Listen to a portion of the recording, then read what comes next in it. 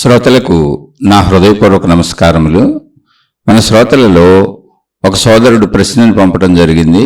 ఆ ప్రశ్న, ప్రపంచంలో ఎక్కడ చూసిన అన్యాయాలు, అక్రమాలు, దుర్మార్గాలు, మోసాలు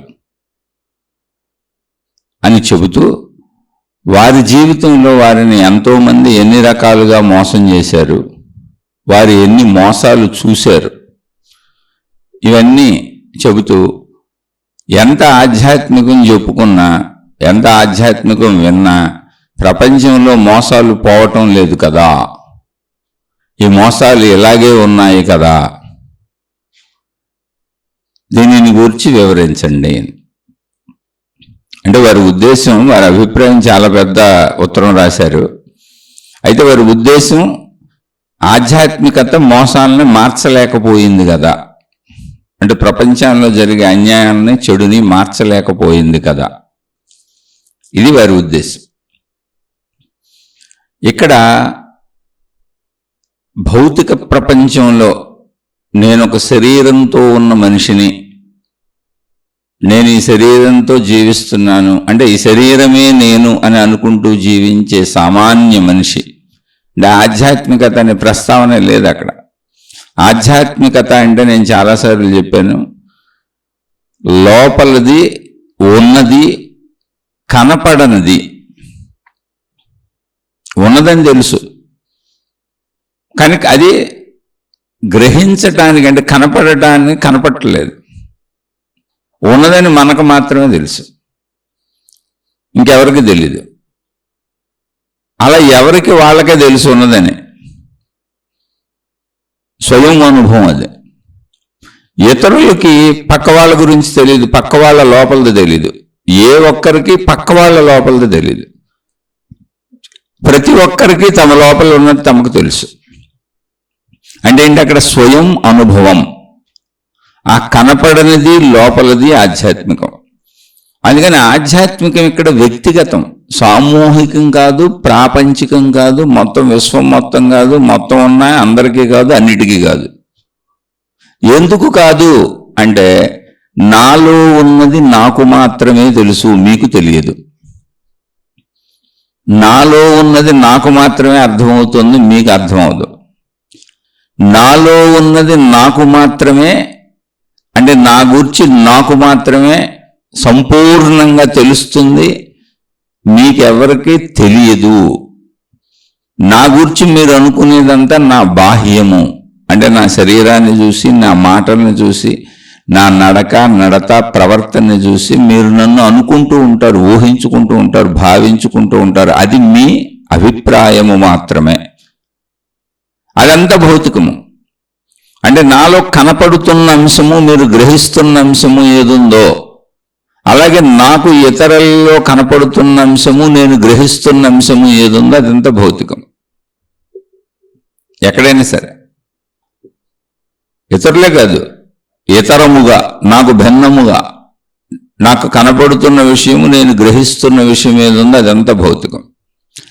నాలో నాకు మాత్రమే తెలిసే, నాలో నాకు మాత్రమే సంపూర్ణ అవగాహన ఉండే, నా లోపలి నాకు సంబంధించిన అంశములు, అంటే నా మనసు, ఆలోచనలు, జ్ఞాపకములు, నాలో ఉన్న ప్రాణశక్తి, అంటే శక్తి, ప్రాణశక్తి మనకు తెలియకపోవచ్చు, కానీ శక్తి లేకపోతే ఇవన్నీ, ఈ శరీరం కదలదు, ఈ మనసు ఉండదు. అందుకని నాలో ఉన్న శక్తి అది నాకు మాత్రమే తెలుసు. నాలో ఉన్నటువంటి గుణాలు, స్వభావము, నా బుద్ధి, నా మనసు, నా కోరికలు, నా ఆలోచనలు, అలా ఎన్ని పేర్లేని చెప్పండి, ఇది నాకు మాత్రమే తెలుసు. అంటే నా లోపల ఉన్నది నాకు మాత్రమే తెలుసు. అది ఆధ్యాత్మికం. అంటే ఇప్పుడు ఆధ్యాత్మికం ఏమైంది, వ్యక్తిగతము. ముందు దాన్ని సామూహికం చేయబాకండి, అసలు దాన్ని సామూహికమే చేయబాకండి. ఎవరు మొత్తం ప్రపంచాన్ని మార్చలేరు, ఎవరు ఎదుటి వాళ్ళని మార్చలేరు, మార్చటం కుదరదు. ఒకవేళ ఎదుటి వారిని మార్చాలి, నేను మార్చగలను అంటే ఎలా మార్చొచ్చు, దాన్ని ఒకసారి ఊరికి విశ్లేషణగా చెప్పుకున్నాను. అక్కడ ఒక బండరాయి ఉంది, ఒక కొండరాయి. ఒక శిల్పి ఆ రాయిని తీసుకొని దాన్ని చెక్కుతున్నాడు. ఒక చక్కటి అందమైనటువంటి దైవ ప్రతిమ తయారు చేశాడు అనుకుందాం. జరుగుతున్నాయి, ఇప్పుడు జరిగాయిగా. ఒక చక్కటి దైవ ప్రతిమ తయారు చేశాడు. ఇది అబద్ధమేం కాదు, నిజమే.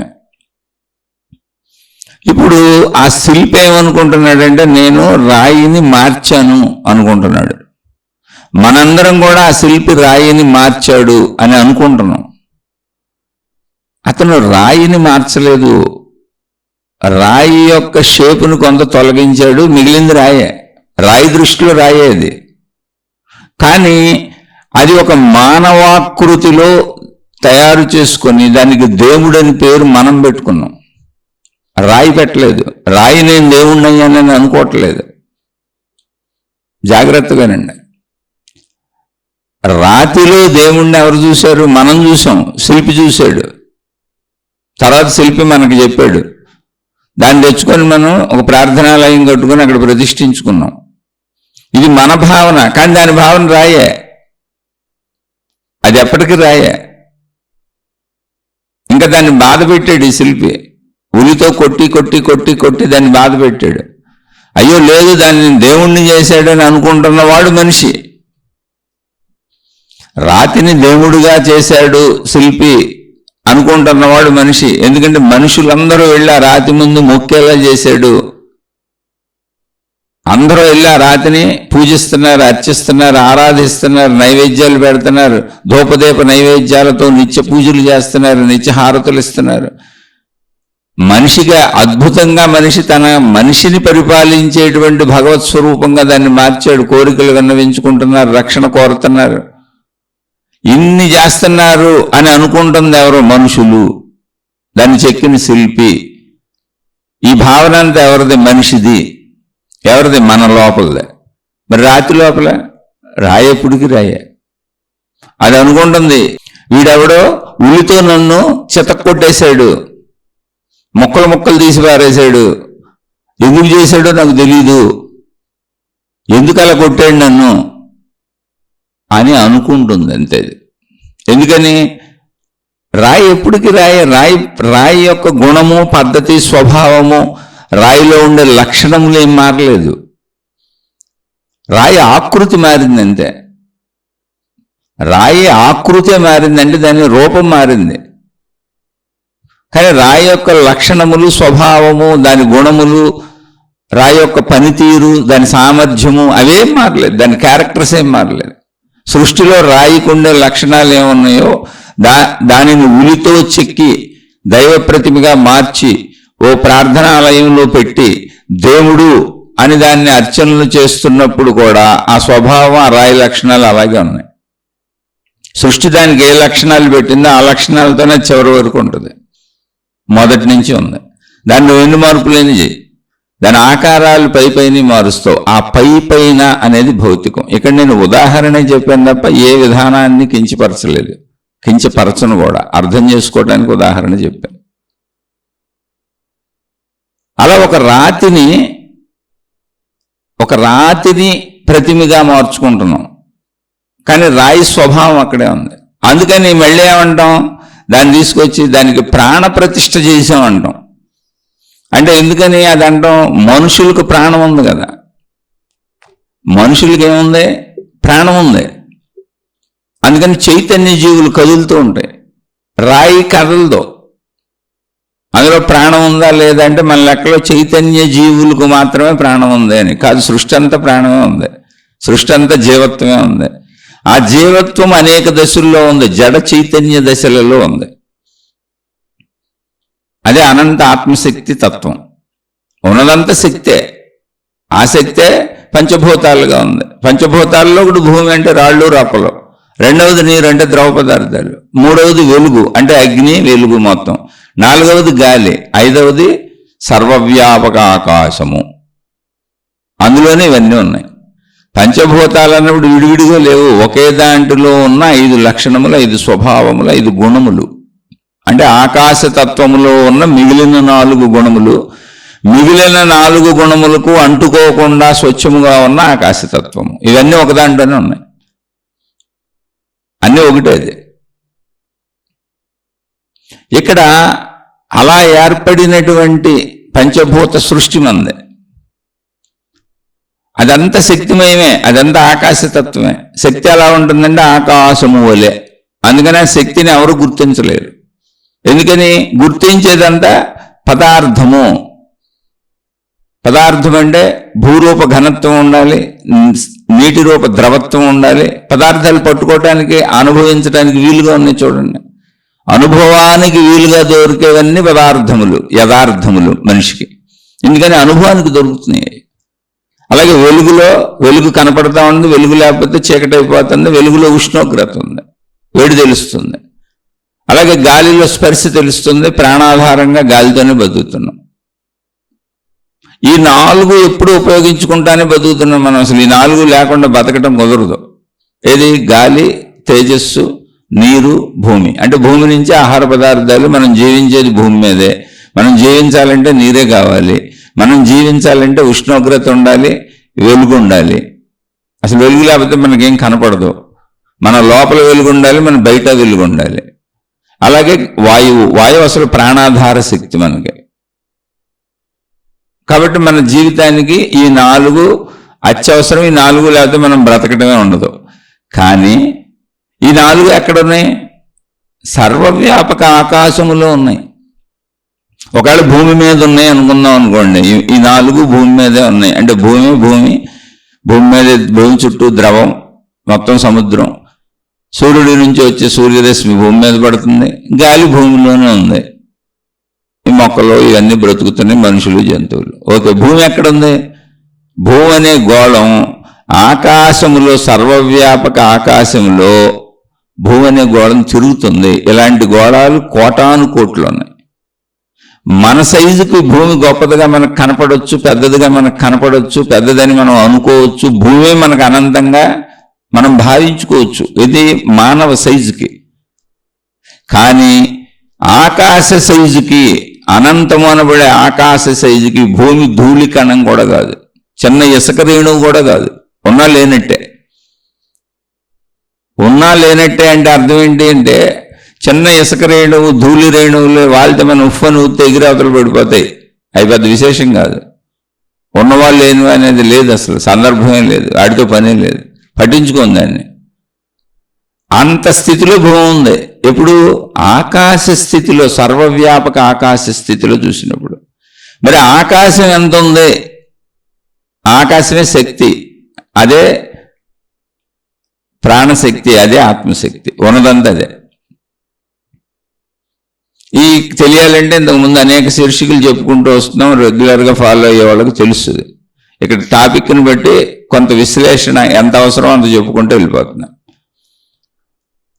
ఈ సర్వవ్యాపక ఆకాశం అన్నప్పుడు సర్వవ్యాపకాన్ని ఎవరికి తెలుసు? ఎవరికి తెలీదు. ఇంతకీ ఇవన్నీ మనుషులు చెప్పినవే, మనుషులు పెట్టిన పేర్లే, మనుషుల అనుభవాలే, మనుషుల యొక్క ఆలోచన విధానమే, మనుషుల పరిశోధనే, మనుషుల అన్వేషణే, మనుషులు కనుక్కున్న సత్యమే. అనంతము, సర్వవ్యాపకమని ఎందుకన్నారంటే అసలు అది ఎంత ఉందో తెలియట్లేదు అని. ఆకాశం అనేది ఎంత ఉందో తెలీదు. అసలు ఆకాశం మాట దేవుడు, ఆకాశంలో భూమి లాంటి గ్రహాలు, గోళాలు, నక్షత్రాలే ఎన్నున్నాయో తెలీదు. విశ్వము, ప్రకృతి అంటే కనపడుతున్నది, కనపడటానికి వీలుగా తయారైంది, అంటే ఒక ఘనత్వాన్ని పొందింది. గ్రహాలు, గోళాలు, నక్షత్రాలన్నీ ఘన పదార్థాలు మనుషుల్లాగా ఉన్నాయి. మనుషులు ఎలా కనపడుతున్నారో, జంతువులు ఎలా కనపడుతున్నాయో, చెట్లు ఎలా కనపడుతున్నాయో, గుట్టలు ఎలా కనపడుతున్నాయో, పుట్టలు ఎలా కనపడుతున్నాయో, నదులు, సముద్రాలు ఎలా కనపడుతున్నాయో, అలా గోళాలన్నీ కనపడేలా ఆకాశంలో కోటాను కోట్లు ఉన్నాయి. ఎన్నున్నాయో తెలియక కోటాను కోట్లు అని చెప్పేశారు అంతే. అలాంటి గ్రహాలంటే మనం నివసిస్తున్న భూమి లాంటి గ్రహాలే కోటాను కోట్లుంటే అసలు ఈ ఆకాశం ఎంత ఉంది? అవన్నీ ఆకాశంలో చిన్న చిన్న నలకల్లాగా ఉన్నాయి, ధూళి కణాలలాగా ఉన్నాయి. అక్కడో ధూళి కణం, ఇక్కడో ధూళి కణం, ఇక్కడో ధూళి కణం విసిరివేయబడినట్టుగా ఉన్నాయి. అవేం దగ్గరగా మళ్ళీ ఇరుక్కుపోయి కూడా లేదు. ఒక్కొక్క దానికి మధ్యలో గ్యాప్, అంటే స్పేస్, ఖాళీ. ఆకాశం ఎంత ఉంది అంటే కొన్ని లక్షల కోట్ల మైళ్ళ దూరం ఉంది. ఇది కూడా ఇంకా అంకెంత చెప్పాలో తెలియక చెప్పాను. మీరు ఎంతైనా ఊహించుకోవచ్చు. అంతంత దూరంలో విసిరిపోయబడినట్టుగా అక్కడక్కడ ఒక ధూళి కణం ఉంది. అవే గ్రహాలు గోళాలు. సర్వవ్యాపక ఆకాశ స్థితిలో సర్వవ్యాపక అన్నప్పుడు ఎంత ఉందో తెలియదు, మొత్తం ఉన్నది అదే, అంతే. అనంతము అన్నప్పుడు ఎంత ఉందో తెలియదు, మొత్తం ఉన్నది అదే. అఖండము అన్నప్పుడు అది పరిమితి కాదు, లిమిటెడ్ కాదు, ఉన్నదంతా అదే. అవాంగ్మానస గోచరము అన్నప్పుడు వాక్కులతో దాన్ని వివరించలేము, ఎందుకంటే అసలు అర్థం అవ్వలేదు. అందుకే అనంతము సర్వవ్యాపకం అని పేరు పెట్టాం. వాక్కులతో చెప్పలేము, మనసుతో ఊహించడానికి కూడా కుదరదు. ఎందుకంటే మనసు తెలిసిన వాటిని ఊహిస్తుంది, తెలియని వాటిని ఊహించలేదు. మనసు యొక్క లక్షణం ఎప్పుడు కూడా తెలిసిన దానినే మనసు తిరిగి తిరిగి భావించుకోగలదు, ఊహించుకోగలదు. తెలియని దాన్ని ఊహించలేదు. కాకపోతే తెలిసిన దానికి ఇంకొంచెం కల్పన కల్పించుకొని ఊహించుకోగలదు, అంతే మనసు. అంటే బస్సు ఉందనుకోండి, బస్సు మీద బస్సు, డబల్ డక్కర్ బస్సును ఊహించుకోగలదు. కాబట్టి డబల్ డక్కర్ తయారు చేశారు. రేపు ఎవరైనా త్రిబుల్ డక్కర్ తయారు చేస్తారు. అలా ఎన్నైనా పైకి పెట్టుకోవచ్చు. కాకపోతే మళ్ళీ ఎక్కడన్నా బ్రిడ్జిలు మన కరెంటు వైర్లు, లైన్లు, ఈ ఎత్తుల యొక్క అడ్డంకి ఉంది కనుక అది ఆలోచించి గవర్నమెంట్లు నిర్ణయాలు తీసుకొని ఈ ఎత్తు దాటి ఏమి చేయకూడదని చెబుతాయి. అలా మనసు ఒకటి ఉంటే దానికి ఇంకా కల్పనలు కల్పించుకోగలదు. ముందు అసలు బేస్ మనసుకి ఆధారంగా ఒకటి ఉండాలి, ఏదో ఒకటి ఉండాలి. ఒక పాము ఉందనుకోండి, ఆ పాముకు 100 తలలు ఉన్న పాములో ఊహించుకోగలదు. ముందు అసలు పాము ఉండాలి బేస్. అలా ఏదైనా మనసుకి ఊహకి ముందు ఒకటి మనం అందిస్తే తర్వాత అది ఆ ఊహను పెంచుకుంటూ వెళ్ళగలదు తప్ప దానికి తెలియని దాన్ని ఊహించలేదు, అది తెలిసిన దాన్నే ఊహించగలదు. కానీ సర్వవ్యాపక ఆకాశం కనపడుతుంది తప్ప ఎంత ఉందో తెలీదు. గ్రహాలు, గోళాలు, నక్షత్రాలు కనపడుతున్నాయి తప్ప ఎన్నున్నాయో తెలీదు. కాబట్టి మనసు ఊహలో అనంతమే కరెక్టు. మనసు ఊహించింది ఎంత ఉందంటే అనంతంగా ఉంది. నేను ఎంత ఊహించినా తరగనంత ఉంది. నేను ఎంత ప్రయత్నించి తెలుసుకుంటున్నా కనపడతానే ఉంది, ఇంకా తరగనంత ఉంది. అన్నీ అలాగే ఉన్నాయి. విశ్వం అంటే ప్రకృతి, కనపడే భౌతిక పదార్థ ప్రకృతి అలాగే ఉంది. దానికి ఆధారంగా ఉన్నటువంటి ఏమీ లేదని నేను భావించుకుంటున్నటువంటి కనపడని శూన్యము, ఖాళీ అని నేను అనుకుంటున్నటువంటి శక్తి స్వరూపమైన ఆకాశం అలాగే ఉంది. అందుకే అనంతము సర్వవ్యాపకం అన్నాను. అనిర్వచనీయము అన్నప్పుడు వచనములతో చెప్పలేను అన్నాను, వాక్కులతో చెప్పలేను అన్నాను. ఎందుకంటే నేను నాకు అందిందే చెప్పగలను, భాషలో పెట్టగలిగింది అందిందే. అవాంగ్ మానస అంటే వాక్కుకు అందదు, మనసుకు కూడా అందదు అని చెప్పాను. ఎందుకంటే మనసు ఊహకు కూడా అది దొరకట్లా. నేను నా పరిధిలోనే ఊహించగలను, కానీ దాని పరిధి నాకు ఎప్పటికీ అర్థం కావట్లా. నా పరిధికి మించి నేను 1,00,000 రెట్లు ఊహించగలను, 1,000,000 రెట్లు ఊహించగలను, కానీ అది అనంతంగానే ఉంది. కోటాను కోట్ల గ్రహాలు, గోళాలే ఉన్నాయి. అసలు నేనుండే భూమే నాతో పోల్చుకుంటే అది అనంతంగా కనపడుతుంది. అలాంటి భూమి కంటే పెద్దవైనవి, కొన్ని 100 రెట్లు పెద్దవైనవి ఎన్నో గ్రహాలు, గోళాలు, నక్షత్రాలు ఆకాశంలో కనపడుతున్నాయి. కాబట్టి ప్రకృతి ఎంత ఉందో తెలియదు, విశ్వం ఎంత ఉందో తెలియదు, ఆకాశ శక్తి ఎంత ఉందో తెలియదు. కాబట్టి అనంతము, అఖండము, సర్వవ్యాపకం అని పేరు పెట్టాను. అంటే ఉద్దేశం ఏంటి? మొత్తంగా తెలియదు, ఉన్నదంతా అదే అని. ఉన్నది మొత్తం అదే, ఉన్నది మొత్తం అదే. కానీ మనం బ్రతికి ఉండాలంటే ఉండాల్సినవి ఏంటి? గాలి, వెలుగు, నీరు, భూమి. మన శరీరంలో ఉంది కూడా ఇదే. అలాగే మన శరీరంలో ఖాళీ కూడా ఉంది, సర్వవ్యాపక ఆకాశం కూడా ఉంది ప్రతి అణువులో. మన శరీరం అంతా అణువుల, కణముల సముదాయం. అణువన్న కణమన్న ఒకటే. కానీ అది మనకి అంత చిన్నవి కనపడవు. మన శరీరంలో మన కంటి స్థాయికి మనకి కనపడేది మన స్పర్శ, అంటే మనం గ్రహించే స్థాయికి అందేదంతా మాంస రూపంలో కనపడుతుంది. ఏకంగా మొత్తం శరీరం అనుకుంటున్నాం. మనకు అవన్నీ అణువులు కలిసి ఉన్నాయని మనకు తెలియదు, కణాలు కలిసి ఉన్నాయని మనకు తెలియదు. ఎందుకంటే అంత చిన్న అణువులను, కణములను చూసే శక్తి, గ్రహించే శక్తి మన శరీరానికి లేదు. మనలోని అణువులు, మనలోని కణాలనే మనం గ్రహించలేకపోతున్నాం. గ్రహించే శక్తి మనకు లేదు. అవన్నీ కలిసిన మాంసపు ముద్ద అని మనం అనుకుంటున్నాం. కానీ అణువులు, కణాలు ఉన్నాయని సైంటిస్టులు కనిపెట్టి చెప్పారు. వాళ్ళు ఎలా కనిపెట్టారు అంటే అదేం పెద్ద అద్భుతం కాదు. ఒక చిన్న ఇసుక రేణువుని లేదా ఒక చిన్న కణాన్ని 1,00,000 రెట్లు పెద్దది చేయగలిగినటువంటి మైక్రోస్కోపులు కనిపెట్టారు. మైక్రో అంటే బాగా చిన్నదైనటువంటి కంటికి కనపడినటువంటి దాన్ని స్కోప్ అంటే పెద్ద చేసి చూపిస్తుంది.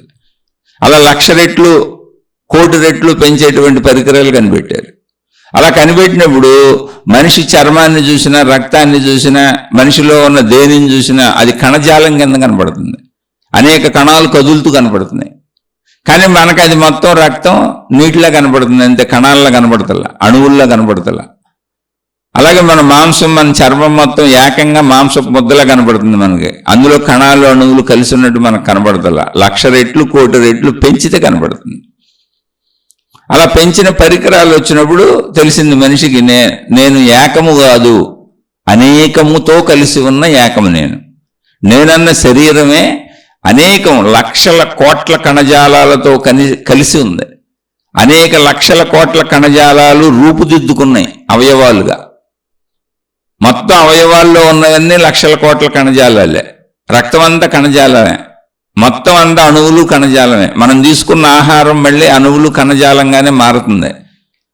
మరణించినటువంటి అణువులు కణజాలాల ప్లేస్లో మనం తీసుకున్న ఆహారం మారి కొత్త అణువులు కొత్త కణజాలము అంది ఆ అవయవాలు ఛిద్రమైపోకుండా పాడైపోకుండా కొత్త కణజాలం వెళ్ళి రీప్లేస్ చేసి మళ్ళీ అంతా అవయవాలు పనిచేసేలా చేసి శరీరం బ్రతుకుతుంది. అదే మన ఆయువు. ఎప్పుడైతే మనం తీసుకున్న ఆహారం నుంచి అణువులు కణజాలాలు కొత్తవి ఉత్పత్తి కావో, అంటే ఆ సామర్థ్యాన్ని శరీరం కోల్పోతుందో, పాతవి చనిపోతూ ఉంటాయో, అదే వృద్ధాప్యము. శరీరం ఏలాడిపోతూ ఉంటుంది, ఫ్యాట్ ఉండొచ్చు చూడండి. అక్కడి నుంచి నిదానంగా మరణానికి వెళ్ళిపోద్ది. మరణానికి వెళ్ళటం అంటే ఏంటి? లోపల శరీరంలో పనిచేసేటువంటి ముఖ్య అవయవంలో ఏదో ఒక అవయవానికి ముందు కణజాలం అందకుండా ఉండిపోద్ది. ఎందుకని తయారవట్ల కొత్త కణజాలాలు. మనం ఆహారం తీసుకున్నా కూడా మన శరీరం యొక్క శక్తి కణజాలాన్ని తయారు చేసుకునే సామర్థ్యాన్ని కోల్పోయింది. అదే వృద్ధాప్య దశ. అలా కోల్పోతూ కొత్త కణజాలం అందక లోపల కొన్ని అవయవములు సరిగా పనిచేయడం మానేసినాయి. అలా నిదానంగా ఇబ్బందులు పడుతూ వృద్ధాప్యంలో ఏదో ఒక ముఖ్య అవయవం మొత్తం పనిచేయకుండా మానేస్తుంది. ఎందుకని? దానికి కణజాలం అందట్లేదు. అది మరణం. అంటే కణజాలం అందకపోవటమే మరణం. శరీరం అనేటువంటి మిషన్ పనిచేయడం ఆగిపోయింది. అంతే జరిగింది అక్కడ. ఇక్కడ ఈ ప్రాసెస్ అసలు మనకు తెలుసా? మనకు తెలియదు. మనం ఎవరో మనకు తెలియదు, మనం ఎందుకు పుట్టామో మనకు తెలియదు, మనం ఎందుకు బతుకుతున్నామో మనకు తెలియదు. ఈ బ్రతుకు ఎలాగే ఎందుకు ఉందంటే ఈ శరీరానికి సంబంధించిన విషయాలన్నీ ఎలాగే ఎందుకు జరుగుతాయో మనకు తెలియదు, ఎలాగే ఎందుకు జీవిస్తున్నామో తెలియదు, ఈ కోరికలు ఎలాగే ఎందుకు పుడతాయో తెలియదు, ఈ కోరికలను ఎందుకు అదుపు చేయలేకపోతున్నానో తెలియదు, నేను మంచిగా ఎందుకు ఉండలేకపోతున్నానో తెలియదు, నేను ధర్మంగా ఎందుకు ప్రవర్తించలేకపోతున్నానో తెలియదు. దేశ కాల పరిస్థితులను బట్టి, సామాజిక ధర్మాలను బట్టి, మనం ఉన్న ప్రదేశంలో ధర్మాలను బట్టి, మనం చేసేటువంటి ప్రతి పనిలో, మనం చేసే ప్రతి ఆలోచనలో, ఆలోచన కంటే పని కంటే ముందే, మనం మాట్లాడే ప్రతి మాట మాట్లాడటానికి ముందే మనం లోపల బుద్ధి అనేది ఇది తప్పు, ఇది రైటు, ఇలా చెయ్యి, ఇలా చెయ్యొద్దు అని చెబుతూనే ఉంటుంది. అయినా కూడా మనం తప్పులే ఎందుకు చేస్తామో, మన లోపలే అసలు ఆ చెప్పే తీరు ఎందుకున్నదో, ఆ బుద్ధి అనేటువంటి విచక్షణ జ్ఞానం ఎందుకున్నదో ఇవన్నీ మనకు తెలియదు. మన శరీరం ఆటోమేటిక్ మిషన్లో పనిచేసుకెళ్ళిపోతుంది. నా సొంత శరీరమే నాకు తెలియదు, నా సొంత శరీరమే మాంసపు ముద్ద అనుకుంటున్నాను, దానిలో రక్తం అంతా ద్రవ పదార్థం అనుకుంటున్నాను, ఏదో ప్రాణవాయువు దొరుకుతుంది పీల్చుకుంటున్నాను, అది ఆటోమేటిక్, దాని అంతటా అది వస్తుంది వెళ్తుంది. మెలకువలో ఉన్నప్పుడు నేను పీలుస్తున్నాను అనుకుంటున్నాను, నిద్రపోయినప్పుడు దాని అంతటా అది వచ్చి నన్ను బతికిస్తుంది. ఈ ఏర్పాటు ఏంటో నాకు తెలియదు. అలానే బ్రతికించింది కదా, పోనీ ఎప్పుడు బ్రతికించవచ్చు కదా అంటే అది శరీరాన్ని పెంచుకుంటూ తీసుకెళ్ళి బాల్యకౌమార యవ్వన వార్ధక్య దిశలకు తీసుకెళ్ళి నన్ను చంపేసింది. అది ఎందుకు పుట్టించిందో తెలియదు, ఎందుకు పెంచిందో తెలియదు, ఎందుకు చంపేసిందో తెలియదు. ఇలా మీరు గమనిస్తే సృష్టి అంతా తెలియదు అన్నదే ఎక్కువ ఉంటుంది. అనంతము అన్నదానికి కూడా అర్థం తెలియదనే, సర్వవ్యాపకం అన్నదానికి కూడా అర్థం తెలియదనే, ఖాళీ శూన్యము అక్కడ ఏమీ లేదు అని మనం అనుకుంటున్న ఆకాశతత్వం కూడా తెలియదనే చెబుతున్నాం మనం. అంటే శక్తి నాకు తెలియదు. కానీ తెలియదు తెలియదు తెలియదు అని పరిశీలించుకుంటే, జ్ఞానంతో పరిశీలించుకుంటే అసలు నా గురించే నాకు తెలియదు. కానీ నేను అన్నీ అనుకుంటాను, నన్ను నేను భావించుకుంటాను, తెలుసు అనుకుంటాను, అన్నీ నా ఇష్ట ప్రకారమే జరగాలనుకుంటాను. చాలా చిత్రమైన విషయం అది. నాకు నిజంగా ఏమీ తెలియదు. ఎందుకు పుట్టావు తెలీదు, ఎందుకు పెరుగుతుంది శరీరం తెలీదు, ఎందుకు ఆకలేస్తుంది తెలీదు, ఎందుకు కోరికలు పుడుతున్నాయి తెలీదు, పెట్టబడినాయి నాకు. కాబట్టి నేను అలా ప్రవర్తిస్తూ ఉంటాను. అదంతా మనసు అయింది, ఎందుకు అవుతుంది తెలీదు, అవుతుంది అంతే, ప్రాసెస్ పెట్టబడింది. మళ్ళీ అందులోంచి కోరికలు వస్తున్నాయి, ఆలోచనలు వస్తున్నాయి, మళ్ళీ అవి చేసుకుంటూ వెళ్తాను అంతే. నాకు తెలిసింది ఇంతే. ఆ తెలిసిన దాన్ని మొత్తం నేను అనుకుంటున్నాను. అసలు నాకు తెలిసిన దానికంటే నాకు తెలియంది ఎక్కువ ఉంది అనే విషయాన్ని నేను ఎప్పుడు తెలుసుకోవట్లేదు. నాకు తెలిసిన దానికంటే, నేను అనుకుంటున్న దానికంటే, నాకు తెలుసని నేను భావించుకుంటూ సాగుతున్న దానికంటే కరెక్ట్గా నన్ను పరిశీలించుకున్నా, సృష్టిని పరిశీలించినా నాకు తెలియందే ఎక్కువ ఉంది. మొత్తం సృష్టి ఆటోమేటిక్ మిషన్లో దానంతటా అది పని చేసుకుంటూ వెళ్తుంది, ఆటో మోడ్లో ఉంది. నా శరీరం కూడా అలాగే ఉంది, ఆటో మోడ్లో ఉంది. కానీ ఒక మనిషిగా నేను నాకు అన్నీ తెలుసు అనుకుంటున్నా, నా ఇష్ట ప్రకారమే జరగాలనుకుంటున్నా, నేను అనుకున్నదే జరగాలనుకుంటున్నా, నేను అందరితో ఘర్షణ పడుతున్నా, నేను కర్తను అనుకుంటున్నా, నాకు బాధ్యతలు ఉన్నాయి అనుకుంటున్నా, నేను ఏదో చెయ్యాలనుకుంటున్నా, మంచి అనుకుంటున్నా, చెడు అనుకుంటున్నా, బోల్డ్ అనుకుంటున్నా. అంటే ఇదంతా ఎందుకు చెప్పానంటే, ప్రపంచం అంతా మోసాలే ఉన్నాయి, అన్యాయాలు, అక్రమాలు, దుర్మార్గాలు, కుట్రలు, కుతంత్రాలు. అంటే నేను శరీర భావనలో నేను మనిషిని, శరీరంతో ఉన్న మనిషిని, ఈ శరీరమే నేను అనుకున్నప్పుడు అవన్నీ నిజమే, అందులో డౌటే లేదు. అయితే ఇక్కడ మన సోదరుడు ఆధ్యాత్మికత ప్రపంచాన్ని మార్చలేకపోయింది అన్నాడు. అసలు ఆధ్యాత్మికత దేన్ని మార్చాలని అనుకోదు. ఆధ్యాత్మికతకే ఇక్కడ మార్చడానికి చెడిపోయిందేమి లేదు. ఒక రాయిని తీసుకెళ్లి శిల్పాన్ని చేశాను, ఆ శిల్పాన్ని తీసుకెళ్లి దేవుణ్ణి చేశాను, ఆ దేవుణ్ణి తీసుకెళ్లి ప్రార్థనాలయంలో పెట్టాను, ఆ ప్రార్థనాలయంలో పెట్టిన దేవుడు కదలడు కదా, మెదలడు కదా అని మీరు అంటారేమోనని ఆ దేవుడికి ప్రాణశక్తిని ప్రాణప్రతిష్ఠ చేశాను. ఇందుకు దేవుడికి ప్రాణప్రతిష్ఠ చేసింది ఎవరు? మనుషులే. నేను ఆ సిస్టమ్ని కించపరుస్తున్నానని ఎప్పుడు అనుకోబాకండి. అలా అనుకుంటే మీ పాదాలకు నమస్కారం.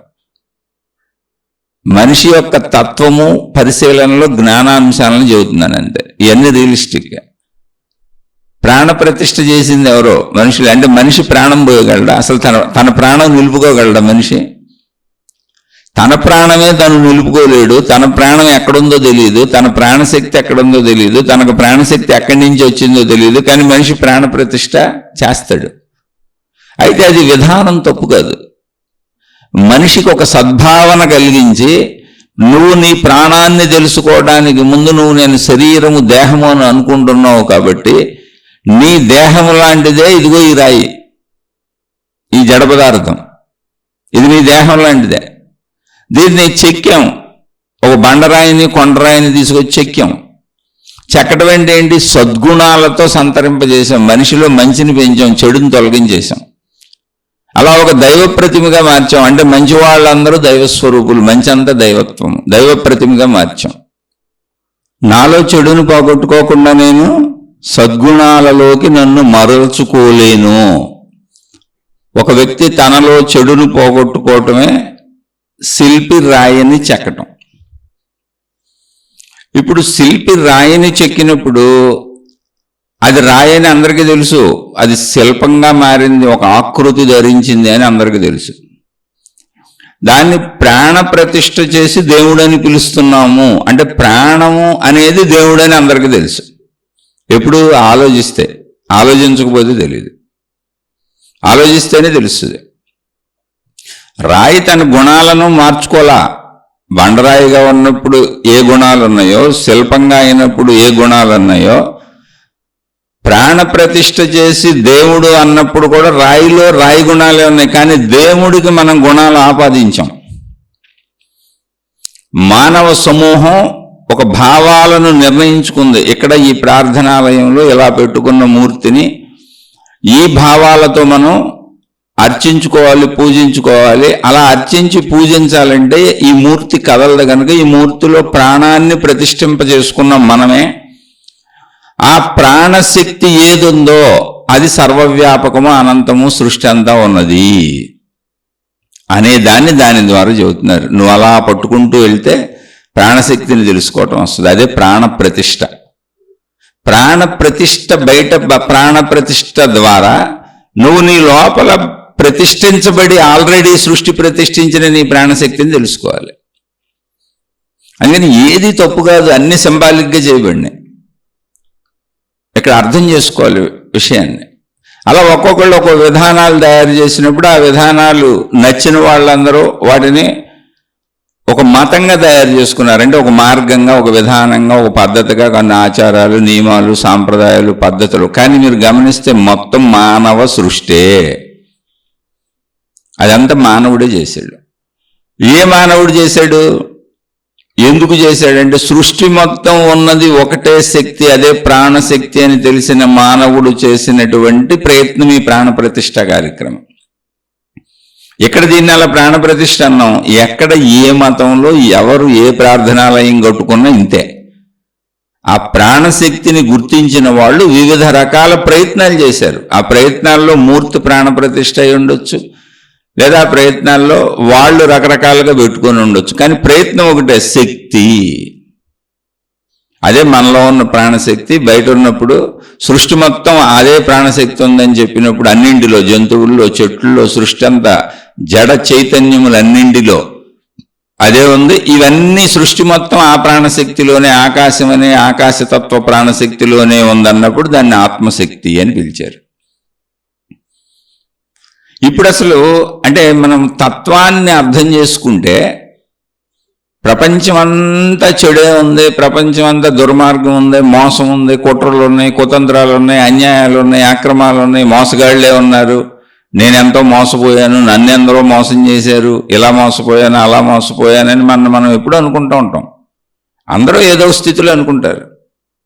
ఓకే, అది రైటే. ఎప్పుడు మనందరం బొమ్మలుగా నేను ఈ శరీరమే జీవిస్తున్నప్పుడు, శరీర పరిమితిలో జీవిస్తున్నప్పుడు, శరీరమే నేను అనుకుని వేరు భావనతో జీవిస్తున్నప్పుడు, ఆ వేరు భావనలో మనం ఏర్పాటు చేసుకున్న ధర్మాలు, నియమాలు, పద్ధతులు, విధానాల ప్రకారం మన దగ్గర ఎవరో లాక్కోవటం, మనకెవరో ఇవ్వటం, మనకెవరో అనుకూలంగా ఉండటం, మనకెవరో వ్యతిరేకంగా ఉండటం, ఇలాంటివన్నీ కూడా మనకి తెలుస్తూ ఉంటాయి.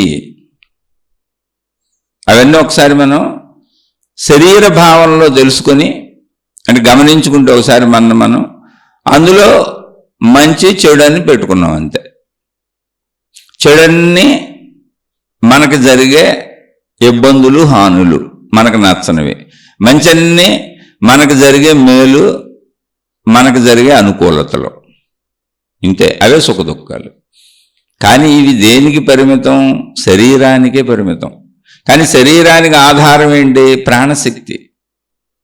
ఈ శరీరము ద్వారా ప్రాణశక్తిలో ఏర్పడింది మనసు. ఆ మనసు శరీరాన్ని నడుపుతూ ఉంటుంది.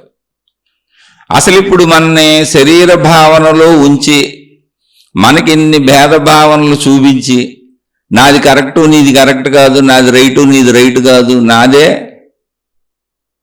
ఎప్పటికీ కరెక్టు, ఎప్పటికీ మీ అందరిదే తప్పే అని చెప్పేటువంటి మన అహంకారం ఏదుందో, నేనన్న అహంకారం ఏదుందో, అది సొంత కుటుంబ సభ్యులకు కూడా పడనట్లేదు. తండ్రి కొడుకులకు పడదు, తల్లి కూతుర్లకు పడదు, ఎందుకంటే దగ్గర సంబంధాలు ఏముంటాయి. ఇంకా భార్యాభర్తలకు పడదు. ఒకళ్ళొకళ్ళు మోసం చేసుకున్న వాళ్ళు అనేక మంది ఉన్నారు అన్ని సంబంధ బాంధవ్యాల్లోనూ. అయితే ఇదేంటి? పరిమిత శరీర భావన. అది ఎప్పుడు, ఆ పరిమితం ఎప్పుడు అజ్ఞానంలోనే ఉంటుంది, అందుకే పడదు. ఇక్కడ ఎవరో మోసం చేయడం కాదు, శరీరము నేనన్న భావనతో మనమే మోసం చేసుకుంటున్నాం. అసలు మోసం చేస్తుంది మన మనసు మన్నే.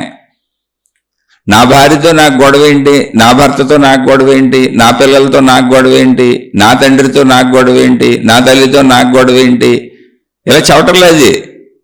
తండ్రి అయినా సరే, తల్లి అయినా సరే, భార్య అయినా సరే, భర్త అయినా సరే, పిల్లలైనా సరే, అన్నదమ్ములైనా సరే, అక్క చెల్లెళ్ళైనా సరే, స్నేహితులైనా సరే, ఏ సంబంధ బాంధవ్యమైనా నాకు అనుకూలంగా లేకపోతే అది చెడ్డదే, అది నన్ను ఇబ్బంది పెడుతుందని చెబుతుంది. ఆ ఇబ్బంది పడుతున్న మనుషులు చేసినటువంటి ప్రయత్నాలలో తప్పులు వస్తున్నాయి. నాకేదో ఇబ్బంది కలిగింది, నాకు ఇబ్బంది కలిగించారు, కానీ నేను బతకాలి, అందుకని నేను ఎవరినో ఇబ్బంది పెట్టి తెచ్చుకుంటున్నా. నేను బతకడం అయితే మానను. అలా మోసాలు, అన్యాయాలు, కుట్రలు, కుతంత్రాలు అన్నీ వచ్చినాయి. అయితే వీటన్నింటికి మూలం ఏంటి? శరీర భావన. ఎవరో ఎవరిని మోసం చేయట్లేదు, అసలు నన్ను నేనే మోసం చేసుకుంటున్నా. ఒకటి నెంబర్ 1 శరీర భావనలో, అంటే ఆధ్యాత్మిక చదువుగా ఆత్మజ్ఞాన చదువుగా శరీర భావనలో పరిమిత భావన చేత నేను శరీరమే అనుకొని అసలు నన్ను నేను మోసం చేసుకుంటున్నాను, నన్ను నేను బాధ పెట్టుకుంటున్నాను, నన్ను నేనే కష్టపెట్టుకుంటున్నాను. పోనీ ఈ శరీర భావన కాసేపు పక్కన పెట్టేసి నేను శరీరమే అనుకొని జీవిస్తే ప్రపంచమంతా నాకు అనుకూలంగా ఉండాలి, అందరూ నాకు అనుకూలంగా ఉండాలి, అన్నీ నాకు అనుకూలతలే ఉండాలని కోరుకునే, నిరంతరం కోరుకునే నా మనసు, నేను నేను నేను నేను అంటే ఎగిసిపడే నా అహంకారం, ఈ రెండు నన్ను ప్రపంచానికి అనుకూలంగా ఉండనివ్వట్లా, నా ఎదుటోళ్ళకి అనుకూలంగా ఉండనివ్వట్లా, నా ఎదుటోళ్ళతో మంచిగా ఉండనివ్వట్లా, నా ఎదుటోళ్ళని ఒప్పుకోనివ్వట్లా. వాళ్లే నాకు అనుకూలంగా ఉండాలి, వాళ్లే నన్ను ఒప్పుకోవాలి, వాళ్లే నాది అంగీకరించాలని చెబుతుంది. తనకేదో తెలిసినట్టు. మొత్తం ఏం తెలుసు? నా పుట్టుకు నాకు తెలియదు, నా చావు నాకు తెలియదు, నా శరీరం ఇలా ఎందుకు ఎదిగిపోతుందో తెలియదు, ఎందుకు తరిగిపోతుందో తెలియదు, ఈ శరీర మార్పులేంటో తెలియదు, ఈ సృష్టి ఏంటో తెలియదు, ఇక్కడ ఈ గాలి, ఈ నీరు, ఈ నిప్పు, ఈ వెలుగు, ఈ భూమి, ఈ ఆహార పదార్థాలు ఎందుకున్నాయో తెలియదు, అవి లేకపోతే నేను బతకలేను అనే విషయం కూడా తెలుసు, కానీ తెలియనట్టుగా బతికేసుకుంటూ పోతున్నా. అసలు మోసం, మొదటి మోసం మనమే చేసుకుంటున్నాం. మీరు అందరితో మంచిగా ఉండడానికి ప్రయత్నించండి. మొత్తం చెడే ఉంది, దుర్మార్గమే ఉంది, ప్రపంచం అంతా అన్యాయమే ఉంది, అక్రమమే ఉందంటే లేదని నేను అంటలా. కానీ దాన్ని ఎందుకు చూస్తున్నావు? నువ్వు వార్తలు వింటారు, ఆ వార్తల్లో అన్ని బుర్రలేసి కూర్చుంటారు. ఎవరెవరు ఇంటింటికి చేరి ఆ విశేషాలు తెలుసుకుంటారు, అందరి తప్పులు తెలుసుకుంటారు, అందరికి సంబంధించిన విశేషాలు తెలుసుకుంటారు. ఈర్ష్యులు, అసూయులు, ద్వేషాలకు లోనవుతారు, వాళ్ళ తప్పులు మళ్ళీ ప్రచారం చేసుకుంటూ తిరుగుతారు. అసలు ఈ విషయ సేకరణతో నీకు పనే ఉంది. ఎవరికాళ్ళు ఆలోచించుకోండి. విషయ సేకరణ ఎందుకు? నీకు చెడుని ఎందుకు తెలుసుకుంటున్నావు? చెడుని ఎందుకు వింటున్నావు? ఎందుకు వినాలి? పోనీ వింటే నీ అవసరం ఏంటి చెప్పు. నీకు అవసరమైనవి విని నీకు అవసరమైనవి ప్రయత్నించుకో, తప్పు లేదు. అనేక మానవ సమూహంలో ఏదో విభిన్నంగా మనుషులు ఉన్నారు కాబట్టి ఎక్కడైనా చిన్న చిన్న మోసాలు జరగచ్చు. ఎవరో అప్పు తీసుకున్న వాళ్ళు ఇవ్వకపోవచ్చు, ఎప్పుడో ఒకసారి ఏ దొంగలో మన ఇంట్లో సామాన్లు ఎత్తుకుపోవచ్చు. అరుదుగా జరుగుతాయి, రోజు జరగవు. అసలు ప్రపంచం అంతా చాలా చక్కగా మంచిగా హాయిగా సాగిపోతుంది కనుక మన ఇళ్లలో మనం ఉన్నాం, మన వృత్తి వ్యాపార ఉద్యోగాలు చేసుకుంటున్నాం. రోడ్ల మీద రోజు లక్షల మంది జనం తిరుగుతూ ఎవరి పనులు చేసుకుంటున్నారు, ఎవరి జీవితం వాళ్ళు జీవిస్తున్నారు. అయితే మనకంటే ఎక్కువ వాళ్ళని చూసి, మనకంటే బాగా బతుకుతున్న వాళ్ళని చూసి, మనకంటే ఎక్కువ పొందిన వాళ్ళని చూసి మనం సరిగా ఉండలేక ఈర్ష్యాసూయులకు లోనయ్యి వాళ్ళు ఏదో ప్రజలను మోసం చేసి సంపాదించేశారని, అంటే ఈ ప్రశ్న అడిగిన మన సోదరుడు ఇటువంటి విషయాలు కూడా రాశారు, అందుకని ప్రస్తావిస్తున్నా. అంతంత సంపాదించేసిన వాళ్ళందరూ ప్రపంచాన్ని కొల్లగొట్టేశారని. ఏ ప్రపంచాన్ని కొల్లగొట్టారు? నీకెందుకు ఆ గొడవ? నీ పని ఏదో నువ్వు చేసుకోక. ఈ విషయాసక్తి ఏంటి? ఇక్కడ ప్రతి దానికి చర్యకు ప్రతి చర్య ఉంది, కర్మ సిద్ధాంతం ఉంది. కర్మ సిద్ధాంతం అంటే ఏంటి? మనం చేసిన పనుల ఫలితాలే మనకు వస్తాయి. అవన్నీ నడుస్తున్నాయి ఇక్కడ. అవన్నీ నడుస్తున్నప్పుడు అసలు మోసం అనేది ఎక్కడ జరుగుతుందో ముందు తెలుసుకో. మోసం అనేది నువ్వు అనవసర విషయాలు తెలుసుకొని నిన్ను మోసం చేసుకుంటున్నావు. ఎవరినో పొడి చేశారు, నీకెందుకు ఆ గొడవ? ఆ వార్తలు ఎందుకు వింటున్నావు? ఎక్కడో రైళ్లు పడిపోయినాయి, ఎక్కడో విమానాలు పడిపోయినాయి, ఎక్కడో బస్సులు పడిపోయినాయి. మీరు ప్రపంచవ్యాప్తంగా చూస్తే మొత్తం ప్రతిరోజు పుట్టిన జనాభాలో కోట్ల మంది చచ్చిపోతూ ఉంటారు. చనిపోతే పుట్టేవాళ్ళకి ప్లేస్ ఎక్కడ ఉంది? అది సృష్టి నియమం, పుట్టుట చనిపోవట అనేది. ఇప్పుడు చనిపోవటం అనేది మీరు ఆ మోసం అనొచ్చుగా. చనిపోవటం అనే ప్రక్రియే, అసలు మనిషి మరణం అనే ప్రక్రియ సృష్టి చేసిన మోసం అనొచ్చు, కానీ అనడానికి కుదరదు. ఎందుకని అంటే అసలు పుట్టుక అనేది సృష్టి ఇచ్చిందే. మన శరీరం మీద మనకు హక్కు లేదు. నేను ఈ శరీరం అని భావనతో జీవిస్తున్నాను తప్ప ఈ శరీరం మీద నాకు ఏ హక్కు లేదు. ఎందుకని? ఈ శరీర నిర్మాణం సృష్టి ఏర్పాటు. ఈ శరీరం బ్రతకడానికి అవసరమైనటువంటి సర్వము సమకూర్చింది సృష్టి.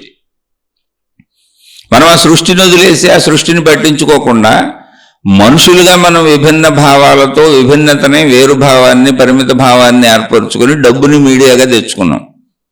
మన ధర్మాలు మనమే పెట్టుకున్నాం, ఆ ధర్మాలు మనమే దప్పుతున్నాం.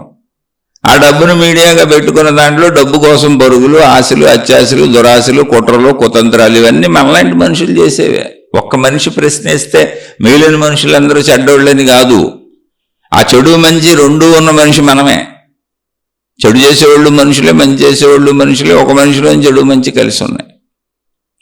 అంటే మోసం అనేది బయట జరుగుతున్నది కాదు, మోసం అనేది మనలోనే ఉంది. మనమే మోసం చేసుకుంటున్నాం. మనం నిజాయితీలో మనం ఉంచుకోలేకపోతున్నాం, మనం ధర్మంగా మనం ఉంచుకోలేకపోతున్నాం, మనం మంచిగా ఉంచుకోలేకపోతున్నాం, మనం సౌమ్యంగా ఉంచుకోలేకపోతున్నాం, మనం మృదువుగా ఉంచుకోలేకపోతున్నాం, మనని మనం సున్నితంగా ఉంచుకోలేకపోతున్నాం, మనని మనం అత్యాశలు, ఆశలు, దురాశలు లేని వాళ్ళగా ఉంచుకోలేకపోతున్నాం. మనకున్న దాంతో, మనకు దొరికిన దాంతో మనం సంతృప్తిగా ఉండలేకపోతున్నాం.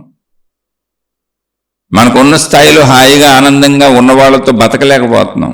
మన అహంకారం మనని కదిపేస్తుంది, కుదిపేస్తుంది. మన కోరికలు మనని, అంటే మన మనసు మనని కదిపి కుదిపేస్తుంది. చుట్టూ చూడు, ప్రపంచమంతా చూడు, మనలో ఉన్న విషయాసక్తి, ప్రపంచమంతా చూడు, అందరినీ చూడు, అందరితో పోల్చుకో, నీ బంధుమిత్రులతో పోల్చుకో, నీ అన్నదమ్ములతో పోల్చుకో, నీ అక్క చెల్లెళ్ళతో పోల్చుకో, చుట్టూ కనపడుతున్న ప్రపంచంతో పోల్చుకో, ప్రపంచంలో మనుషులందరితో పోల్చుకో, నీకంటే ఎక్కువ ఉన్న వాళ్ళతో పోల్చుకో, ఎక్కువ అనిపిస్తున్న వాళ్ళతో పోల్చుకో, అంత నువ్వు పొందేయాలని ట్రై చేయి అని నిరంతరం మన మనస్సు, మన అహంకారం మన ముందుకు దోసుకుంటూ వెళ్తుంది.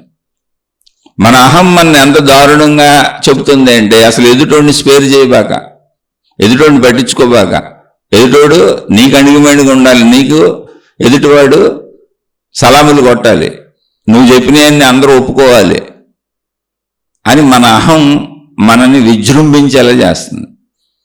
మన అహం మన మోసం చేస్తుంది. మన మనసు, మన కోరికలు, మన ఆశలు, మన అత్యాశలు మన మోసం చేస్తున్నాయి. మన విషయాసక్తి మన మోసం చేస్తుంది. మోసం మనమే చేసుకుంటున్నాం. ఇప్పుడు చూడండి, ఒక మనిషి బాధపడుతున్నాడు, ఒక మనిషి దుఃఖపడుతున్నాడు, ఒక మనిషి ఇబ్బంది పడుతున్నాడు, ఒక మనిషి ఒత్తిడికి లోనవుతున్నాడు, ఒక మనిషి విసుగుకి, కోపానికి, చికాకుకి లోనవుతున్నాడు, ఒక మనిషి డిప్రెషన్కి లోనవుతున్నాడు, ఒక మనిషి ఆత్మహత్య చేసుకునే వరకు వెళ్ళిపోయాడు, ఒక మనిషి కోపానికి లోనవుతున్నాడు, ఒక మనిషిని చంపే వరకు వెళ్ళిపోయాడు, ఇతరులకు హాని కలిగించే వరకు వెళ్ళిపోయాడు, ఇతరులను చంపే వరకు వెళ్ళిపోయాడు, ఇతరులను నష్టపరిచే వరకు వెళ్ళిపోయాడు, ఇతరులను మోసం చేసే వరకు వెళ్ళిపోయాడు. ఇవన్నీ ఏంటి? నిన్ను నువ్వు మోసం చేసుకుంటున్నావు. ఇతరులు నాలాంటి వాళ్ళే, ఇతరులకు హాని కలిగించకూడదని తెలియదా? కామన్ సెన్స్ లేదా? మనం జంతువు కాదుగా, మనం ఏ బురదలో పడుకున్న పంది కాదుగా. మరి ఎందుకు ఎదుటి వాళ్ళని బాధ పెట్టడం? ఎదుటి వాళ్ళని బాధ పెట్టకూడదని మన లోపల మనకు తెలుసుగా. అది మోసం మనం చేసుకుంటున్నాం.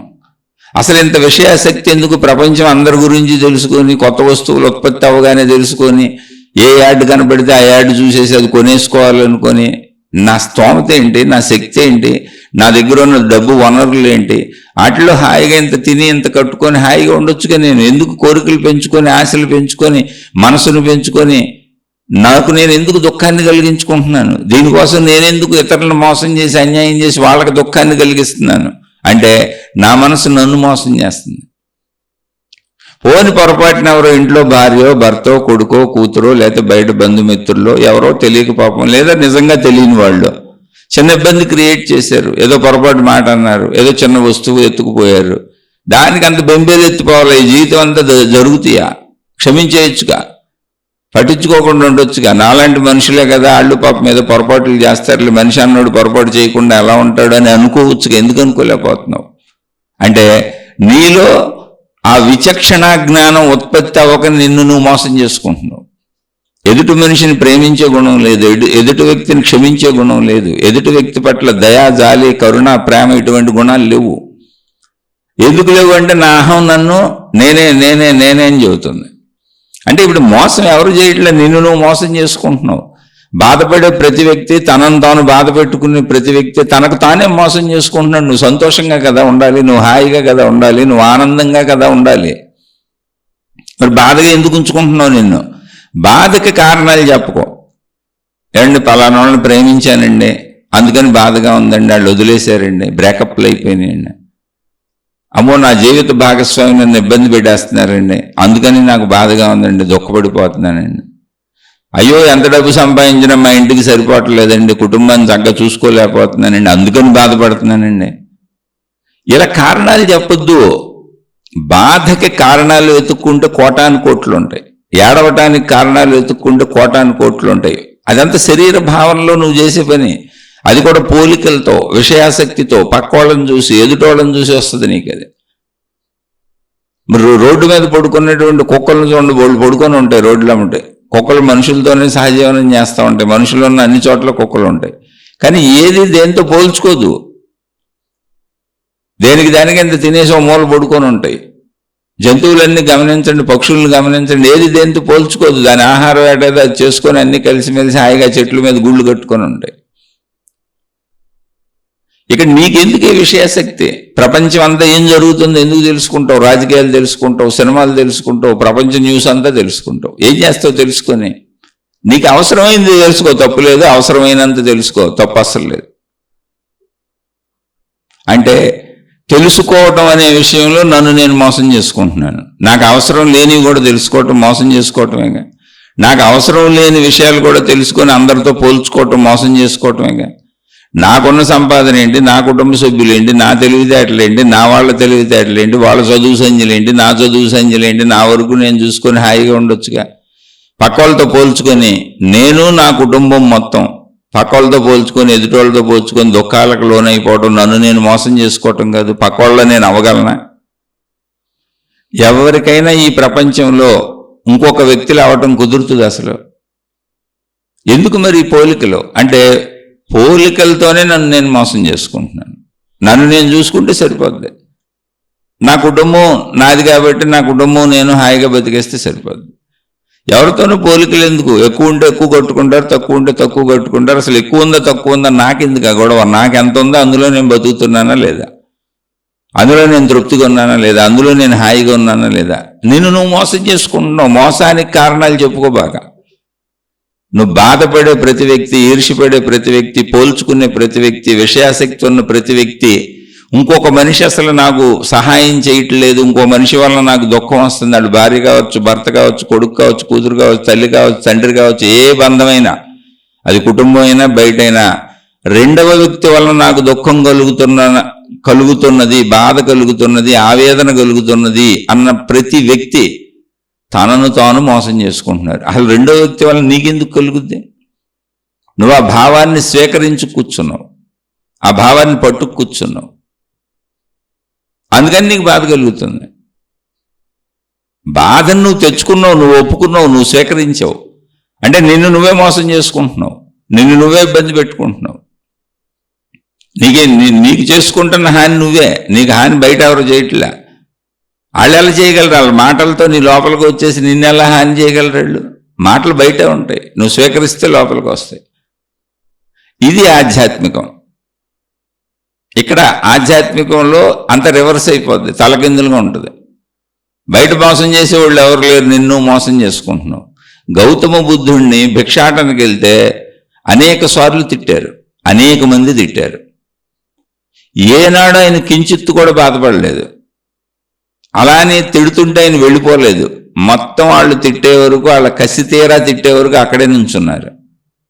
తిట్లన్నీ అయిపోయినాక నిదానంగా నడుచుకుంటూ వెళ్ళిపోయారు. కానీ ఆయన ముఖంలో చిరునవ్వు చెదరలేదు. ఈ విషయం ఆయన అడిగారు ఆయన శిష్యులు, అయ్యో వాళ్ళు అంత తిడుతుంటే మాకు కోపం వచ్చింది, బాధ కలిగింది, మీ అంతటి మహానుభావుడిని ఎలా తిడుతున్నారు ఏంటని, మీకు కోపం రాలేదా అని అడిగారు.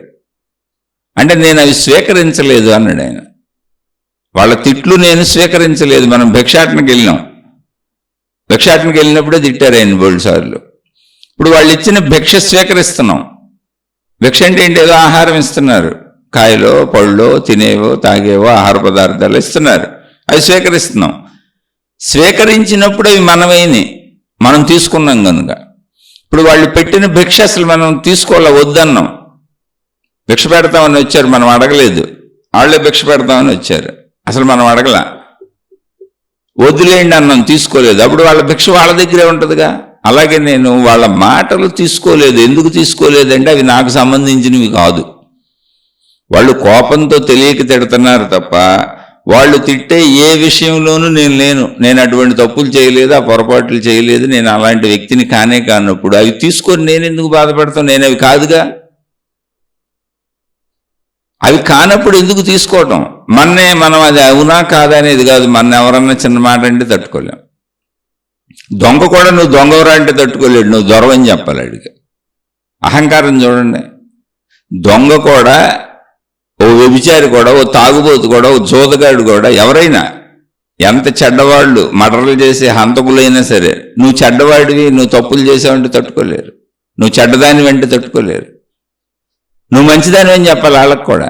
శూర్పణఖకు కూడా నువ్వు మంచిదానివి, తప్పు నీది కాదు, నీ పొరపాటు ఏమీ లేదు, అసలు నీ ముక్కు చెవులు కోయటమే అసలు వాళ్ళు చేసింది తప్పు అని చెప్పాలి. అదే తప్ప నువ్వు వెళ్ళి వాళ్ళ మీద పడతా అన్నావు, వాళ్ళ భార్యను తినేస్తా అన్నావు, అవి చెప్పకూడదు. అదే రాక్షస ప్రవృత్తి, అహంకారం. నిన్ను నువ్వు మోసం చేసుకుంటున్నావు. జాగ్రత్తగా గమనించు. జ్ఞానం తెలుసుకుంటే ఎవరెవరిని మోసం చేస్తున్నారో తెలుస్తుంది. మోసం ఎప్పుడు నిన్ను నువ్వే చేసుకుంటున్నావు. గౌతమ బుద్ధుడు తనను తాను మోసం చేసుకోలేదు. ఆయన తిట్టకపోవటం కాదు, ఆయన మొహం మీద ఉమ్మూసాడు ఒక ఆయన. అప్పుడు కూడా ఆయన చిరునవ్వు చెదరలేదు, మొహం మీద ఉమ్ము తుడుచుకున్నారు. నానా తిట్లు తిట్టి మొహం మీద ఉమ్మూసాడు కోపంతో, కోపం తగ్గక. అప్పుడు శిష్యులు అతన్ని కొట్టబోయారు, ఉమ్మూసిన అతన్ని. చాలాసార్లు చెప్పాను చాలా శీర్షికల్లో. ఆయన ఏమన్నారంటే, అయ్యా ఎందుకు ఆయన్ని కొడతారు, అది ఆయన అభిప్రాయం వెళ్ళనే ఉండే. ఆయన అభిప్రాయం ప్రకారం ఉన్న వ్యక్తిని నేను కాదు, ఆయన నాకు సంబంధించిన మాటలు కాదు. నాకు సంబంధించినవి కానప్పుడు నేను వాటిని స్వీకరించుకొని ఇప్పుడు బాధపడటం, కోపం తెచ్చుకోవటం, కొట్టపోవటం ఇవన్నీ ఎందుకు అసలు? కోపం ఇప్పుడు సమర్థుడైతే కోపం తెచ్చుకొని కొట్టబోతాడు, అసమర్థుడైతే బాధ తెచ్చుకొని బాధపడతాడు. రెండూ తప్పులే. నేనే నాకు శత్రువుని అవుతున్నా, అసలు అది నేను కాదుగా. అతని తిట్టింది నేను కాదు, నాలో ఆ స్వభావం లేదా గుణాలు లేవు, అతనికి తెలియక తిడుతున్నాడు. నా గురించి నాకు తెలుసుగా. నా గురించి నాకు తెలిసినప్పుడు నేను బాధపడక్కర్లేదుగా. బాధపడలేదు కాబట్టి నాకు కోపం రాదు. కోపం వచ్చి ఆయన కొట్టను. లేదా సమర్థుడిని కాననుకో, నాకు బాధ కలగదు, నాలో నేను కుంగిపోను. ఎందుకంటే అది నేను కాదు. అతను తెలియక తిడుతున్నాడు, అతను ఒపీనియన్, అది అతని అభిప్రాయం. అది అలానే అతనికి అభిప్రాయం ఎందుకు ఏర్పడింది అంటే నాకు తెలీదు. ఏర్పడటం తప్పులేదు. ఆయన పుట్టి పెరిగిన పరిస్థితులు, ఆయన చూస్తున్న పరిస్థితులు, వాటిని బట్టి ఆయనకి నా మీద అభిప్రాయం ఏర్పడి ఉండవచ్చు. ఆయన వదిలేయండి, పంపించేయండి అన్నాడు. వెళ్ళిపోయాడు ఆయన. ఆయన్ని చంపబోయారు, విషాన్నాలు పెట్టారు. అప్పుడు కూడా ఆయన ఎవరిని ఏమనలేదు. ఒక ఆవిడ బలవంతంగా, భర్త బలవంతం చేయడం చేత ఆయన్ని చంపుదామన్న ప్రయత్నంలో భిక్షాటనకి వెళ్ళినప్పుడు ఆ భిక్షాన్నంలో విషం కలిపి పెట్టించాడు భర్త భార్య చేత. ఆమె తీసుకెళ్ళింది. భిక్ష అడిగారు బుద్ధ భగవానుడు, వాళ్ళ ఇంటి ముందుకు వచ్చి భిక్ష వేసింది ఆమె, అందులో విషం కలిసి ఉంది. ఆవిడికి తెలుసు ఇది అన్యాయం, అక్రమం, ఆయన చాలా మంచివాడు, అసలు ఆయన్ని ఎందుకు చంపటం అని. పోనీ మంచివాడు కాకపోయినా ఇంకోళ్ళని ఎందుకు చంపటం, భిక్షాన్నంలో విషం కలిపి మరి. అంటే ఏంటి? ఇదొక ఈర్ష్య, ఇదొక అసూయ, ఇదొక ద్వేషం. వాడిని వాడు మోసం చేసుకుంటున్నాడు, ఎదుటోడిని చంపే అంత మోసం చేసుకుంటున్నాడు. ఎందుకని? వాళ్ళకంటే గొప్పవాడు అయిపోతున్నాడు, ఆయనకి మంచి పేరు వచ్చేస్తుంది, ఆయన పెద్ద గురువు అయిపోతున్నాడు, ఆయనకి శిష్య సమూహాలు పెరిగిపోతున్నాయి, వీళ్ళ యొక్క ఆధిపత్యం తగ్గిపోతుంది ప్రజల్లోని. అప్పుడు వాడిని చంపేద్దాం అనిపించింది. అది నిన్ను మోసం చేసుకోవటమే. చంపినాక నువ్వు ఎక్కడ బతుకుతావు? చట్టాలు ఉన్నాయి, శిక్షలు ఉన్నాయి, అడిగి దొరుకుతావు. అడిగి దొరక్కపోతే సృష్టిలోనే కర్మ సిద్ధాంతం పనిచేస్తుంది. సృష్టి శక్తిని ఎక్కడ తప్పించుకుంటావు? మళ్ళీ నువ్వు అది అనుభవించాల్సిందే. అయితే ఇక్కడ ఏమైంది అంటే, ఆ విషాన్నం పెట్టినటువంటి ఆవిడ భర్త బలవంతం చేత పెట్టింది, కానీ ఆయనకి నమస్కరిస్తున్నట్టు, బుద్ధుడి పాదాలకు నమస్కారం చేస్తున్నట్టు కిందకు వంగి వెనక నుంచొని భర్త ఇంట్లో నుంచొని చూస్తున్నాడు. అతనికి కనపడకుండా కింద మట్టిలో రాసింది, ఇది విషాన్నము, తినవద్దు అని. బుద్ధుడు కిందకు చూశాడు, ఎందుకంటే ఆమె పాదాలకు నమస్కారం చేయట్లేదు, రాస్తుంది. పాదాలు టచ్ చేస్తే తెలుస్తుంది ఆయనకి. కిందకు చూస్తే ఆమె రాస్తుంది, రాసింది చదివాడు ఆయన, ఇది విషాన్నము తినవద్దు అని రాసింది ఆమె. ఆయన నవ్వుకుంటూ వెళ్ళిపోయారు అంతే. ఆనంద్ తీసుకెళ్ళి అక్కడ ఊరి చివరి పారేసి వెళ్ళిపోయారు. ఇప్పుడు ఈ విషం పెట్టారని మనం కూడా వాళ్ళ మీద గౌరవం, ద్వేషం అన్ని వ్యక్తపరిచేసి ఇప్పుడు ఇదంతా నలుగురిలో పెట్టేసి, రోడ్డు మీద పెట్టేసి, దాని పెద్ద రణరంగం చేసేసి, మత తగాదాలు తెచ్చేసి, కుల తగాదాలు తెచ్చేసి, జాతి తగాదాలు తెచ్చేసి చేయొచ్చుగా. ఓ బుద్ధుడు చేయడు. బుద్ధుడు అంటే ఎవరు లేదు, బుద్ధునుడు విచక్షణా జ్ఞానం పనిచేసేవాడు. ఏమి లేదు పాపం, ఆయనకి ఈర్ష్య ద్వేషాలు అలా పనిచేస్తున్నాయి, నేననే అహంకారం అలా పనిచేస్తుంది, ఆయన అహమే ఆయన్ని మోసం చేస్తుంది, ఆయన మనసే ఆయన్ని మోసం చేస్తుంది, ఆయనకి సంబంధించిన సర్వగుణాలు ఆయన్ని మోసం చేసి ఆయన్ని ఇబ్బంది పెడుతున్నాయి. అందుకని పాపం నన్ను చంపుదాం అనుకుంటున్నాడు. సృష్టి శక్తి ప్రకారం అన్నీ నడవలసినవి నడుస్తాయి, నడవని అని వెళ్ళిపోయాడు ఆయన అంతే. ఎందుకని తనలో తనను మోసం చేసేది లేదు బుద్ధుడిలో. బుద్ధుడు అనే పేరు ఎందుకు వచ్చింది అంటే బుద్ధి సరిగ్గా పనిచేస్తుంది ఆయనకి. ఆయన మోసం చేసుకోవట్లా, మోసం చేసే గుణం ఆయనలో లేదు. ప్రతిదీ కరెక్ట్గా చెబుతుంది ఆయనకి. వాళ్ళు ఎందుకు విషయం పెట్టారో కరెక్ట్గా చెప్పింది. అయ్యా నీ పేరు ప్రతిష్టలు పెరిగిపోతున్నాయి, నీకు అనేక మంది నిన్ను అనుసరిస్తున్నారు, నువ్వు కోరుకోకపోయినా, నువ్వు సామాన్య జీవితం జీవించినా కూడా, నువ్వు ప్రజల్లో నేను గురువుని మహాత్ముడిని అని చెప్పుకోకపోయినా కూడా ప్రజలందరూ నిన్ను గురువుగా, మహాత్ముడిగా, దేవుడిగా, భగవాన్ అని పిలుచుకుంటున్నారు. అది భరించలేకపోతున్నారు వాళ్ళు. ఎందుకంటే వాళ్ళు గురువులుగా మహాత్ములుగా చలామణి అయ్యే బ్యాచ్లు అయ్యి, అవి పాపం దొంగ గురువులు, దొంగ బ్యాచ్లు. అందుకని నేను చంపేస్తే అవి నిలబడతాయి అని చెప్పి వాళ్ళు అలా ప్రయత్నిస్తున్నారు. అవును, మనసులో ఇబ్బంది ఉన్నప్పుడు, ఈర్ష్య ఉన్నప్పుడు, అసూయ ఉన్నప్పుడు, ద్వేషం ఉన్నప్పుడు, మనసు బాధకు గురైపోయినప్పుడు, దుఃఖపూరితమైపోయినప్పుడు అలాంటి చర్యలే చేస్తాంలే, కానీ అది పాపం అసూయతో ఉన్నారు అని బుద్ధుడికి అర్థమై నవ్వు వచ్చింది. అయ్యో వాళ్ళ అసూయ వాళ్ళని కాల్చేస్తుంది కదా, వాళ్ళ అహంకారం వాళ్ళని మోసం చేస్తుంది కదా, వాళ్ళ మనసు వాళ్ళనే మోసం చేస్తుంది కదా, వాళ్ళ బుద్ధి వాళ్ళనే మోసం చేస్తుంది కదా, వాళ్ళు చెడ్డు వాళ్ళు అయిపోతున్నారు కదా, అయ్యో ఆ కర్మ వలలో పడి చిక్కుకుంటారే అని బుద్ధుడికి నవ్వు వచ్చి వెళ్ళిపోయాడు. ఎందుకని అప్పుడే బుద్ధుడు అయ్యాడు ఆయన. బుద్ధుడంటే ఎవరు లేరు, బుద్ధి బాగా పనిచేస్తున్నవాడు, తను మోసం చేసుకునేవాడు. ఇలాంటి వాళ్ళు చరిత్రలో చాలామంది ఉన్నారు, మహనీయులు, మహాత్ములు, ఎంతోమంది మహాత్ములు ఉన్నారు. వాళ్ళని మహాత్ములను పూజించాం, వాళ్ళు ఓర్చుకున్నారు. ఓర్చుకోవటం అంటే ఏంటి? కావాలని మనలాగా ఓర్చుకోవటం అనే పదం కూడా తప్పు. అక్కడ బాధ ఉన్నవాడు ఓర్చుకోవాలి.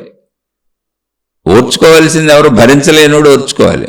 జ్ఞానం ఉన్నోడు ఓర్చుకునేదే ఉంది. ఎదుటోడు బుద్ధి వాళ్ళకి అర్థమైంది, అయ్యో పాపం అజ్ఞానంలో అలా ఉన్నారులేని వదిలేశారు. ఇప్పుడు చిన్నపిల్లల్ని ఎత్తుకున్నాం, ఓ 3-4 నెలల పసిపిల్లల్ని ఎత్తుకున్నప్పుడు మన మీద మలమూత్ర విసర్జనలు చేశారు. మన బట్టలంతా మలమూత్రాలతో పాడైపోయినాయి, మన చేతుల్లో మలమూత్ర విసర్జనలు చేశారు, మన ఒంటి మీద పడిపోయింది. ఇప్పుడు ఆ పిల్లల్ని కొడతామా, తిడతామా? మనం పొరపాటును కూడా కొట్టం, తిట్టం. ఎందుకని? ఆ పసి వయస్సులో పిల్లలకి తెలియక చేశారు. కానీ మలమూత్ర విసర్జన అంటే అదే ఒక పెద్దోడు, తెలిసినోడు ఎవరన్నా మన మీద మలమో మూత్రమో వేసాడు అనుకోండి, ఎంత కోపం వస్తుంది. ఎందుకని కోపం ఎందుకు వచ్చింది? తెలిసి చేశాడు పెద్దవాడు. ఇక్కడ పసిబిడ్డ తెలియక చేశారు. అదే ఒక అతను మూత్ర విసర్జన చేశాడు మన మీద, పెద్దవాడే, బాగా పెద్దవాడే, మనకు కోపం వచ్చేసింది. పక్కన మనకేదో ఒక పెద్ద రాయి దొరికింది, లాక్కూడదాం అని మనం అనుకుంటున్నాం. ఇందులో పక్క నుంచి ఎవరో చెప్పారయ్యా వాడు పెచ్చోడండి, వాడికి ఏం తెలియదు, అలా ఎవరు కనపడినా అలా పోస్తూ ఉంటాడు, గోళ్ళ మీద పోసినట్టు ఎక్కడ పడితే అక్కడ పోసేస్తూ ఉంటాడు, ఆడు మీ మీద కావాలని పోయలేదు, అటు వెళ్తున్నారు మీరు, ఆడు పోసేసాడు అంతే, ఆడికి ఎక్కడ పోస్తున్నాడో కూడా స్పృహ తెలియదు అన్నారు. అప్పుడు మళ్ళీ మన కోపం చల్లారిపోద్ది, ఆడు పిచ్చోడు పాపం. ఒకవేళ మనం నిజంగా మంచోళ్ళం అయితే ఆడికే మనం మళ్ళీ ఇడ్లీ పొట్లమో బ్రెడ్ కొనిస్తాం. ఒక పిచ్చోడు పోసినా కోపం రాదు, ఒక పిచ్చోడు చెడు చేస్తున్నా కోపం రాదు, ఒక చంటి బిడ్డ తెలియని వాళ్ళు మన మీద మలమూత్ర విసర్జనలు చేసినా మనకు కోపం రాదు. మరి తెలిసి చేస్తున్నాడు అని మనకు కోపం వస్తుంది. తెలిసి చేసేవాళ్ళు ఎవరు? అజ్ఞానంతో చేసేవాళ్ళే. వాళ్ళు కూడా పసిబిడ్డల్లా, బుద్ధుడు లాంటి వాళ్ళకి తెలియని వాళ్ళే. లేదా తెలిసే చేస్తున్నారంటే పిచ్చెక్కిన వాళ్ళు.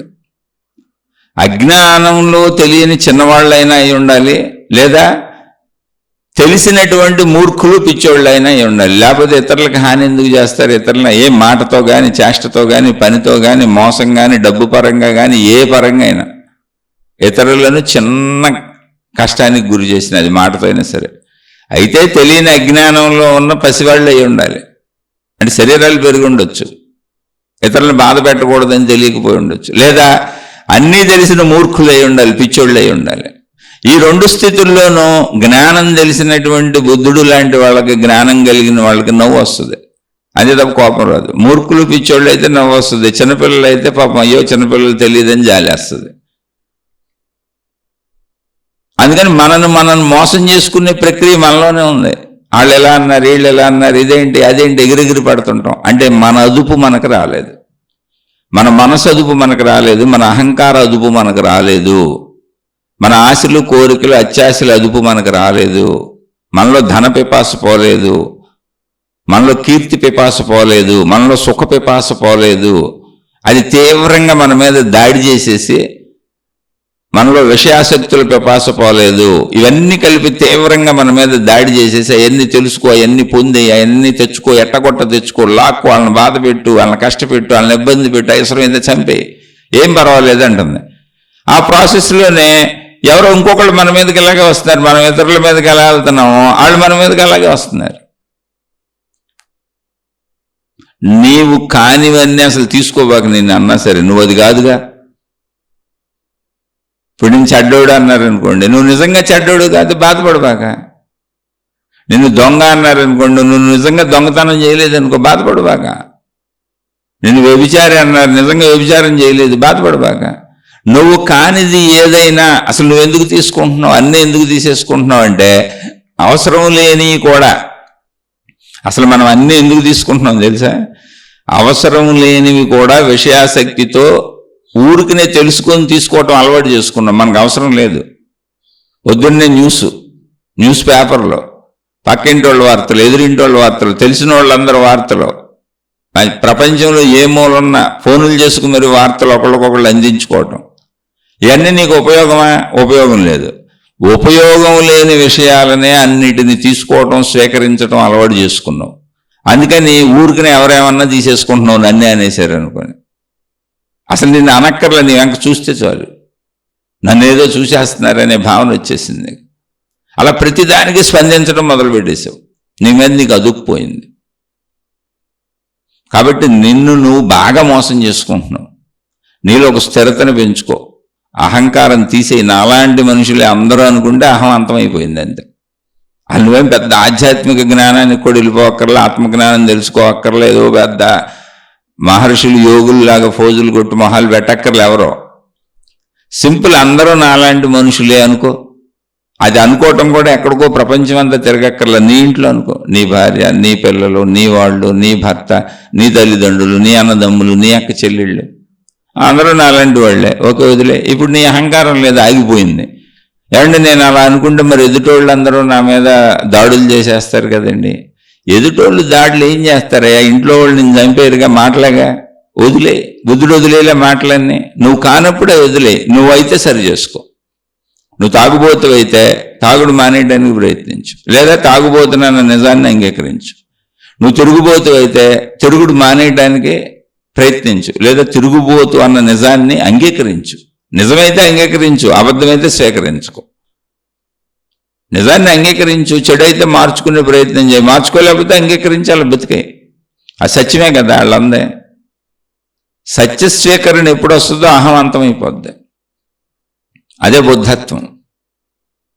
ఇక్కడ మోసం ఎవరు చేయట్లా, నీలో బుద్ధి నీకు సరిగ్గా పనిచేయక నీ అహంకారం, నీ మనసు నిన్ను మోసం చేస్తుంది. నిన్ను నువ్వే మోసం చేసుకుంటున్నావు.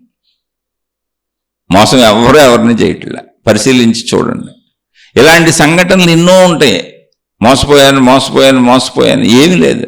ఇప్పుడు దుర్యోధనుడు అలాగే మోసం చేద్దాం అనుకున్నాడు. పాండవుల రాజ్యం కొట్టేద్దాం, మోసం చేద్దాం అనుకున్నాడు. కొట్టేశాడా? ఇక్కడ మీరు గమనించండి, సృష్టి ధర్మాన్ని ఎవరు మార్చలేరు, ధర్మ సూత్రాన్ని ఎవరు మార్చలేరు, కర్మ సిద్ధాంతాన్ని ఎవరు మార్చలేరు. మోసం చేశాను అనుకుంటున్నాడు 14 ఏళ్ల పాటు. చిన్నతనం నుంచి ఇబ్బంది పెడుతున్నాను, మాయాజోదంతో రాజ్యం లాగేసుకున్నాను, అడవులకు పంపేశాను, ఇప్పుడు అజ్ఞాతవాసంలో పట్టుకుంటాను, మళ్ళీ అడవులకు పంపేస్తాను అనుకున్నాడు. కానీ అజ్ఞాతవాసంలో పట్టుకోలేకపోయాడు. వచ్చారు, రాజ్యం ఏమో యుద్ధం చేద్దాం, యుద్ధంలో చంపేద్దాం వెళ్ళను అనుకున్నాడు. యుద్ధం చేసినోడు చంపాడా? చచ్చాడు. సకుటుంబ సపరివార సమేతంగా చచ్చాడు. అలా చచ్చినప్పుడు ఏమైంది? ఇప్పుడు ఈయన రాజ్యం కూడా వాళ్ళకి వెళ్ళిపోయింది. ఇది కదా ఇక్కడ తెలుసుకోవాల్సిన సత్యం. దుర్యోధనుడి రాజ్యం కూడా ధర్మరాజు వాళ్ళకి వెళ్ళిపోయింది. ఎందుకంటే వారసులు వాళ్ళే, వాళ్ళు కౌరవులు, పాండవులు. మొత్తం కురువంశమే. పాండవులు అంటే పాండురాజు కొడుకు అని పాండవులు అన్నారు, కానీ ఒకే వంశం. వీళ్ళు పోతే వాళ్ళకే వస్తుంది రాజ్యం, వాళ్ళు పోతే వీళ్ళకే వస్తుంది రాజ్యం. ఇప్పుడు ఏమైంది? బాధలు పెట్టాను, 14 ఏళ్ళు 15 ఏళ్ళు అనుకున్నాడు, కానీ యుద్ధంలో మొత్తం చచ్చి అసలు శత్రువు అనేవాడే లేకుండా చేసుకొని మొత్తం రాజ్యం వాళ్ళు పరిపాలించుకునేలా ఈ రాజ్యం కూడా వాళ్ళకి ఇచ్చేసి పాండవులు ఇంకా సుఖపడిపోయేలా, ఓ 14 ఏళ్ళు కష్టపడినా మిగిలిన జీవితం మొత్తం సుఖపడిపోయేలా, కంటిన్యూటీ పాండువంశమే ఉండేలా. అంటే ఈ చెడ్డవాడు ఎందుకు, ఈ ఎదవెందుకు, ఈ ఎదవలు ఇక్కడ ఉండటం ఎందుకని సృష్టి అసలు ఎదవలను తీసేసింది, అడి వంశాన్నే తీసేసింది. ఇక దుర్యోధనుడి సంతతే లేదు.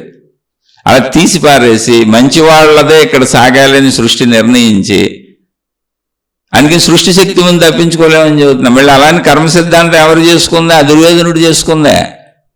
మొత్తం పాండవులనే మంచి వాళ్లే బతికారు. తర్వాత పాండవుల వంశస్థులే ఆ రాజ్యాన్ని పరిపాలించుకుంటూ పోయారు.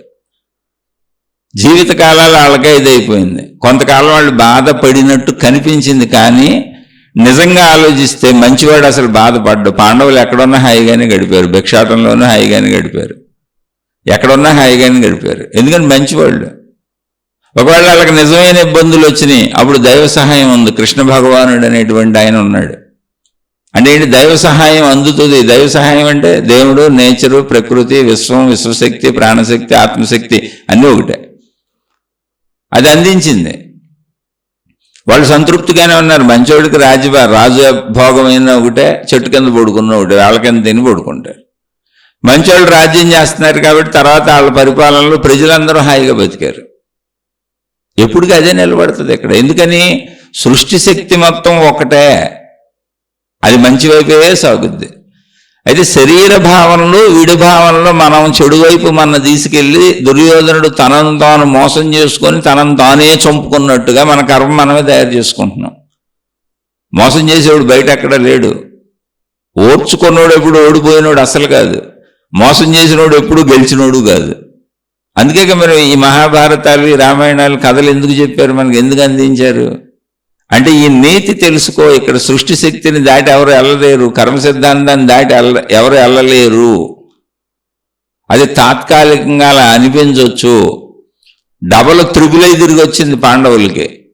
ఆ రాజ్యం కొట్టేద్దాం అనుకుంటే ఈడు రాజ్యం కూడా ఇచ్చేసాడు. ఎప్పటికీ శత్రువు లేకుండా మొత్తం రాజ్యం వెళ్ళదైపోయింది. పైగా తరతరాలకి వెళ్ళదైపోయింది.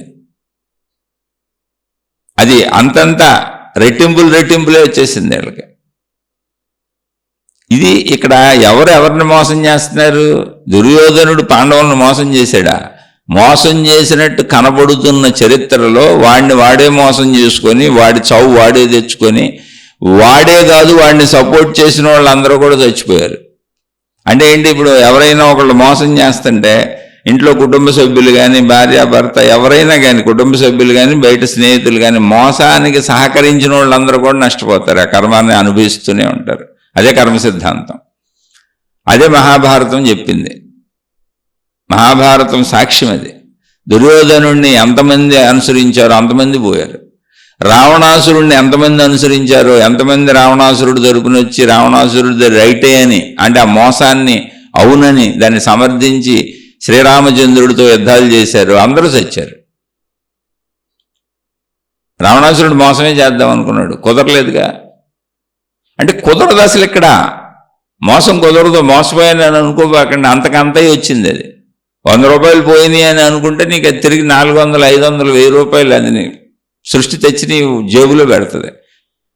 కొంచెం ఓర్చుకో, ఓర్పుతో ఉండు. జ్ఞానం అంటే అదే బుద్ధత్వం. ఆ తత్వాన్ని తెలుసుకోండి. జ్ఞానం అది. మోసం ఎవరు చేయట్లే, మనమే చేసుకుంటున్నాం.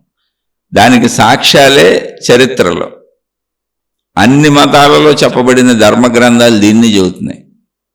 అందుకని ఎవరో మోసం చేశారు అనుకోబాకండి. మళ్ళీ ఇంకోటి మీరు గమనించుకుంటే, మన శరీరాన్ని అసలు మిగిలిన విషయాన్ని వదిలేద్దాం, మనుషుల్ని వదిలేద్దాం, మనం చూసుకుందాం ఒకసారి.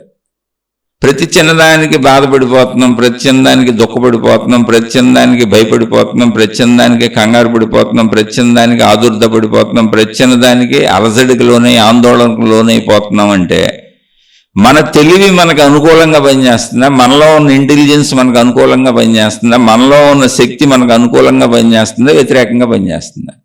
మీరు ఆలోచించుకోండి ఒకసారి. అది నా స్వభావం అండి, గుణం అండి అని చెప్పకండి.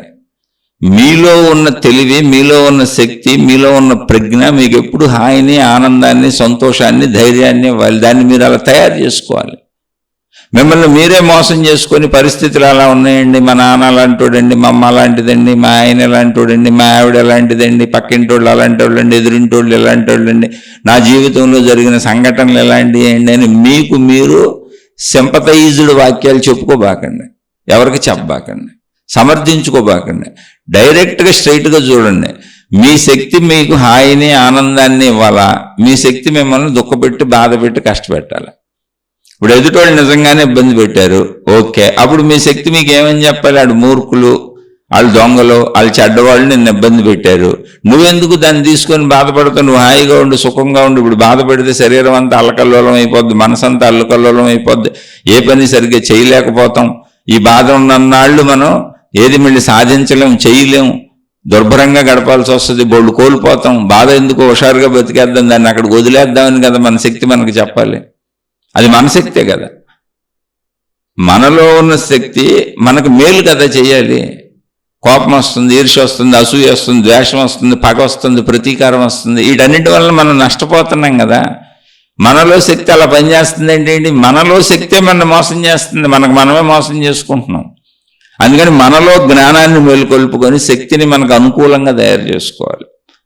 అన్నిటికీ కంగారు పడకు, అన్నిటికీ భయపడకు, అన్నిటికీ చికాకు పడకు, అన్నిటికీ కోపం తెచ్చుకోకు, అన్నిటికీ విసుగు చెందకు, అన్నిటికీ ఈర్ష్యలు అసూయ ద్వేషాలు తెచ్చుకోకు. నిన్ను నువ్వు చక్కగా ఉంచుకోవడానికి ప్రయత్నించు. మనుషులు అనేక రకాలుగా ఉంటారు, వాళ్ళు ఎలాగైనా ప్రవర్తించని, నువ్వు హాయిగా ఉండటం అలవాటు చేసుకో. నీ మనసుకు నువ్వు చెప్పుకో, నీకు నువ్వు చెప్పుకో, నేను ఎప్పుడు సంతోషంగా ఉండాలి, నేను ఎప్పుడు సుఖంగా ఉండాలి, నేను ఎప్పుడు ఆరోగ్యంగా ఉండాలి, నీకు నువ్వు చెప్పుకో.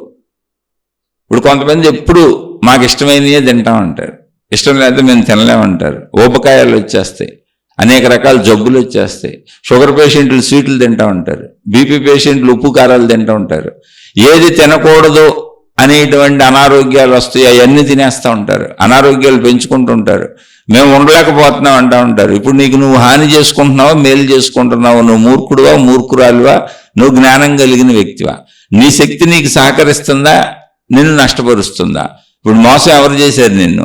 ఎవరెవరిని మోసం చేసుకుంటున్నారు? నిన్ను నువ్వే మోసం చేసుకుంటున్నావు.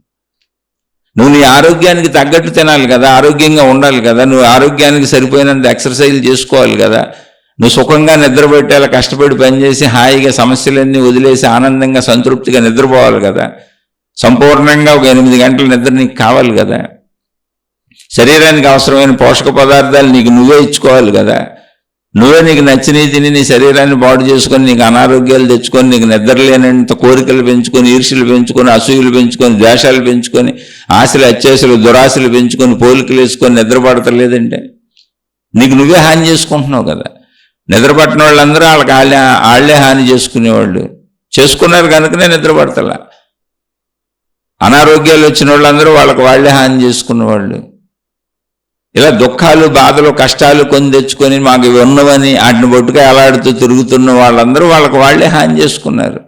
ఎందుకు ఆ దుఃఖపు మూటలో, ఎందుకు ఆ బాధల మూటలో, ఎందుకు ఆ కష్టాల మూటలో, ఎందుకు ఆ అనారోగ్యపు మూటలో, ఎందుకు ఆ కన్నీళ్ల మూటలో దింపే వాటిని వదిలిపారే మనసులోంచి.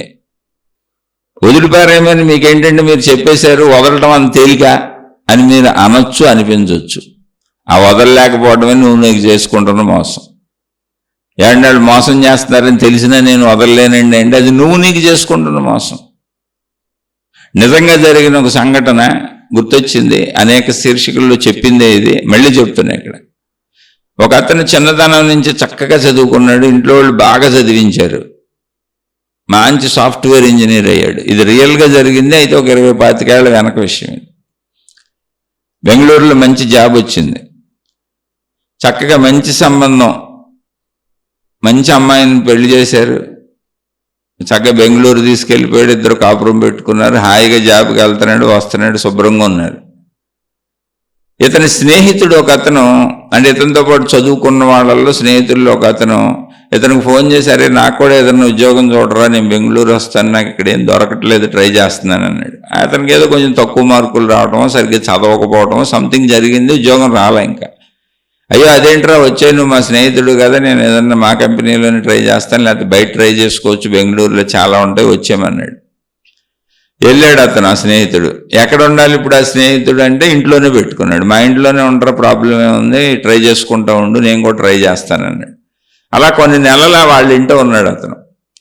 ఇతను రోజు ఉద్యోగానికి వెళ్ళిపోయాడు, కొత్తగా పెళ్లి చేసుకున్నాడు, యవ్వనంలో ఉన్నారు, ఇంట్లో భార్య ఏమీ చేయట్లా, ఇంటి పనులు చేసి ఇంట్లోనే ఉండేది, మంచి అందగైతే యవ్వనంలో ఉంది.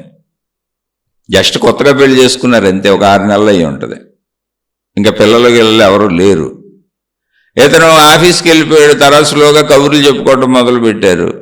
ఏదో సొసైటీ మారిపోయింది ఇప్పుడు, ఫ్రెండ్షిప్లు కామన్గా, అలా ఏదో కబుర్లు చెప్పుకునేవాళ్ళు. ఇతను వెళ్ళిపోయినాక ఇతను ఎప్పుడో సాయంత్రం వచ్చేవాడు. అలా కొన్ని రోజులకి వాళ్ళిద్దరి మధ్య ఒక అట్రాక్షన్ ఏర్పడిపోయింది, వాళ్ళిద్దరూ శారీరక సంబంధానికి అలవాటు పడిపోయారు. ఈ విషయం ఇతనికి తెలియదు. మళ్ళీ అలా గిన్నెలు గడిచినాయి. ఒకసారి ఎప్పుడో ఇతను అనుకోకుండా చూశాడు వాళ్ళని.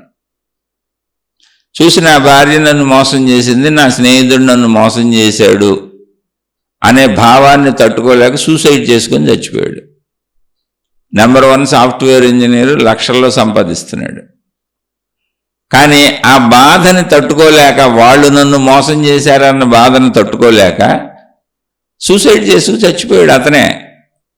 ఇప్పుడు అతని శక్తి అతనికి అనుకూలంగా పనిచేసిందా, వ్యతిరేకంగా పనిచేసిందా?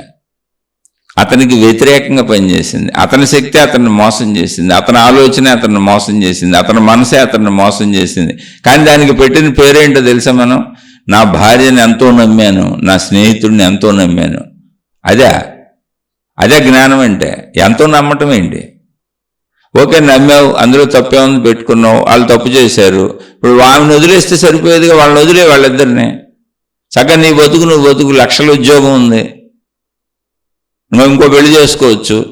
లేదు పెళ్లి చేసుకోక నేను జీవితంలో స్త్రీని నమ్మనంటావా? హ్యాపీగా బతుకు. నీ తల్లిదండ్రులు, నీ అన్నదమ్ములు, నీ అక్క చెల్లెళ్ళు, నీ బంధుమిత్రులు, నీ కుటుంబ సభ్యులు అందరూ గుర్తురాలేదా నువ్వు చచ్చిపోయేటప్పుడు? నిన్ను చిన్నతనం నుంచి పెంచి పెంచి పెద్ద చేసి నువ్వు ఒక సాఫ్ట్వేర్ ఉద్యోగానికి వచ్చే వరకు వాళ్ళ రక్తాన్ని డబ్బుగా మార్చి నిన్ను పెంచిన తల్లిదండ్రులు గుర్తురాలేదా? నీ మీద వాళ్ళకి ఎంత ప్రేమ ఉంటుంది, ఎంత ఆశ ఉంటుంది. నువ్వు లేకపోతే వాళ్ళు ఏమైపోతారు? ఆ తల్లిదండ్రులు పాపం హఠాత్ పరిణామానికి ఎంత బాధపడి ఉంటారు, ఎంత దుఃఖపడి ఉంటారు, పిచ్చోళ్ళు అయిపోయి ఉంటారుగా. ఒకళ్ళు నీ అన్నదమ్ములు, అక్క చెల్లెళ్ళు, వాళ్ళు ఏమైపోయి ఉంటారు. ఇప్పుడు ఏమైంది? అది ఇటువంటి సంఘటనలో మన మనస్సుని మన వైపే తిప్పి మనకే శత్రువు చేసింది మన మనసు. అందుకని మన శక్తిని కరెక్ట్గా వాడాలి. వాళ్ళు తప్పు చేస్తే వాళ్ళని వదిలే, నువ్వు నమ్మటం తప్పేం కాదుగా. నమ్మటం ఎప్పుడు మంచి పని. నమ్మావు, వాళ్ళు తప్పు చేశారు, వాళ్ళని వదిలే, నీ బతుకు నువ్వు బతుకు.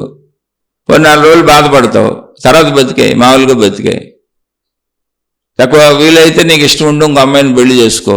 లేదా ఈ బాధ తట్టుకోలేకపోతున్నావు, తల్లిదండ్రుల దగ్గరికి వెళ్ళిపో, సెలవు పెట్టు, 4 రోజులు నీ బంధుమిత్రులతో ఉండు, జరిగిన విషయం చెప్పు, వాళ్ళు ఓదారుస్తారు, రెమెడీలు చెబుతారు. నీకున్న స్నేహితులతో గడుపు, మిగతా వాళ్ళతో గడుపు.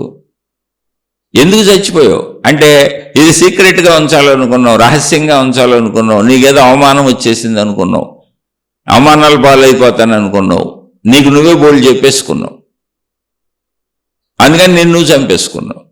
వాళ్ళు తప్పు చేస్తే నీకెందుకు అవమానం? నీ జీవిత భాగస్వామి తప్పు చేస్తే అది నీ అవమానం కాదు, నీ తండ్రి తప్పు చేస్తే అది నీ అవమానం కాదు, నీ కొడుకు తప్పు చేస్తే అది నీ అవమానం కాదు, నీ కుటుంబ సభ్యులు ఎవరు తప్పు చేసినా అది నీ అవమానం కాదు, నీ తప్పు కాదు. నువ్వు ఆ తప్పు చేయమని నన్ను ప్రోత్సహించలేదు. అలాగే నీకు తెలిసి ప్రపంచంలో ఎవరైనా ఏదైనా చేయొచ్చు, నువ్వెందుకు దానికి బాధ్యత వహించడం? ఒక తప్పుడు స్నేహితుడితో నమ్మి తిరిగాం, ఆడేదో తప్పులు చేశాడు, దానికి మనం ఎందుకు బాధ్యత వహిస్తాం? నేనది కాదు, నేను ఆ తప్పుడు మనిషిని కాదు.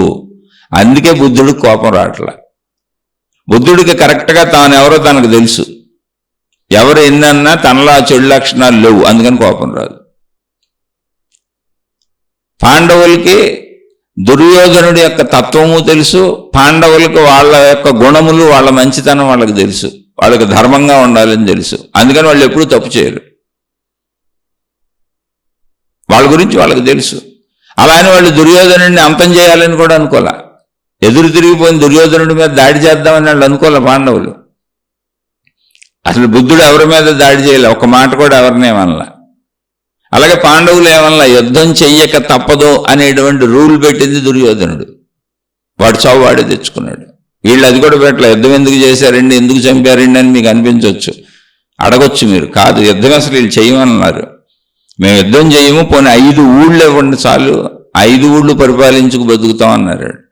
5 ఊళ్ళు కాదు కదా, సూది మనం ఊపినంత కూడా ఎవరు, మీ దిక్కున్న చోట చెప్పుకోండి, యుద్ధం తప్ప వేరే దారి లేదన్నాడు. అది కూడా ఎందుకు, యుద్ధంలో వాళ్ళని చంపేద్దామని, గొడవ ఉండదని. వీడు చచ్చాడు. చెడు ఎప్పుడు దాన్ని అదే చంపుకుంటుంది. అందుకని మన శక్తి మనకి వ్యతిరేకంగా పనిచేయకూడదు అసలు. జ్ఞానం అంటే అది, ఆధ్యాత్మికత అంటే అది. అందుకే ముందు మిమ్మల్ని మీరు పరిశీలించుకోండి, మిమ్మల్ని మీరు గమనించుకోండి. మీరు బాధపడిపోతున్నా, భయపడిపోతున్నా, దుఃఖపడిపోతున్నా, చికాకులు విసుగులకి లోనైపోతున్నా, డిప్రెషన్కి వెళ్ళిపోతున్నా, అనారోగ్యాలకు తరచూ గురైపోతున్నా, మీరు అనేక రకాల ఒత్తిళ్ళకి లోనైపోతున్నా, అలా అవ్వకూడదు. విషయాలను వదిలేయటం నేర్చుకోండి. కొంచెం డబ్బు పోతే పోవచ్చు, డబ్బు వదిలేయటం నేర్చుకోండి. కోరికలు వదిలేయటం నేర్చుకోండి, ఆశలు వదిలేయటం నేర్చుకోండి, అహంకారం వదిలేయటం నేర్చుకోండి, పోల్చుకోవటం వదిలేయటం నేర్చుకోండి, పనికిరాని వార్తలన్నీ తెలుసుకోబాకండి, కొంచెం తగ్గి ఉండటం నేర్చుకోండి, క్షమించటం నేర్చుకోండి. ఎందుకని మీ శక్తి మీకు అనుకూలంగా పనిచేయాలంటే ఇవన్నీ ఉండాలి, ఇవన్నీ నేర్చుకోవాలి. ఆ నేర్చుకోమని చెప్పేది ఆధ్యాత్మిక చదువు, ఆత్మజ్ఞానం చదువు. అలా నేర్చుకొని కొంచెం ఓర్చుకొని నిన్ను నువ్వు అంటే నీ శక్తి నీకు అనుకూలంగా ఉండేలా చేసుకో. నీకు నువ్వు మిత్రుడవు, నీతో నువ్వు మిత్రత్వంతో ఉండు. నిన్ను మోసం చేసుకోబాక, ఎక్కడ మోసం చేసుకోబాక, కాంప్రమైజ్ అవ్వబాక. అసలు ఎక్కడ ధర్మ విషయంలో, మంచి విషయంలో ఎక్కడ కాంప్రమైజ్ అవ్వబాక. వస్తువులతో కాంప్రమైజ్ అయ్యి, వస్తువులు లేకపోయినా, డబ్బు లేకపోయినా, వస్తువులు లేకపోయినా, విషయాలు లేకపోయినా, భోగాలు లేకపోయినా అంటే కొంచెం తగ్గుతాయి. మొత్తం లేకుండా ఎందుకుంటే పని చేసుకునేవాడికి, కష్టపడేవాడికి కొంచెం తగ్గితే తగ్గిన వాటితో సర్దుకొని బతకడం నేర్చుకో. కొంచెం ఇబ్బంది పెడితే ఎవరైనా వాళ్ళని క్షమించడం నేర్చుకో, ఎందుకంటే వాళ్ళకి తెలియదు కనుక. అలా నేను క్షమించను, సర్దుకోను అన్నావా, నీ శక్తి నీకు వ్యతిరేకంగా పనిచేస్తుంది. నేను దుఃఖపెట్టుద్ది, బాధ పెట్టుద్ది, కష్టపెట్టుద్ది.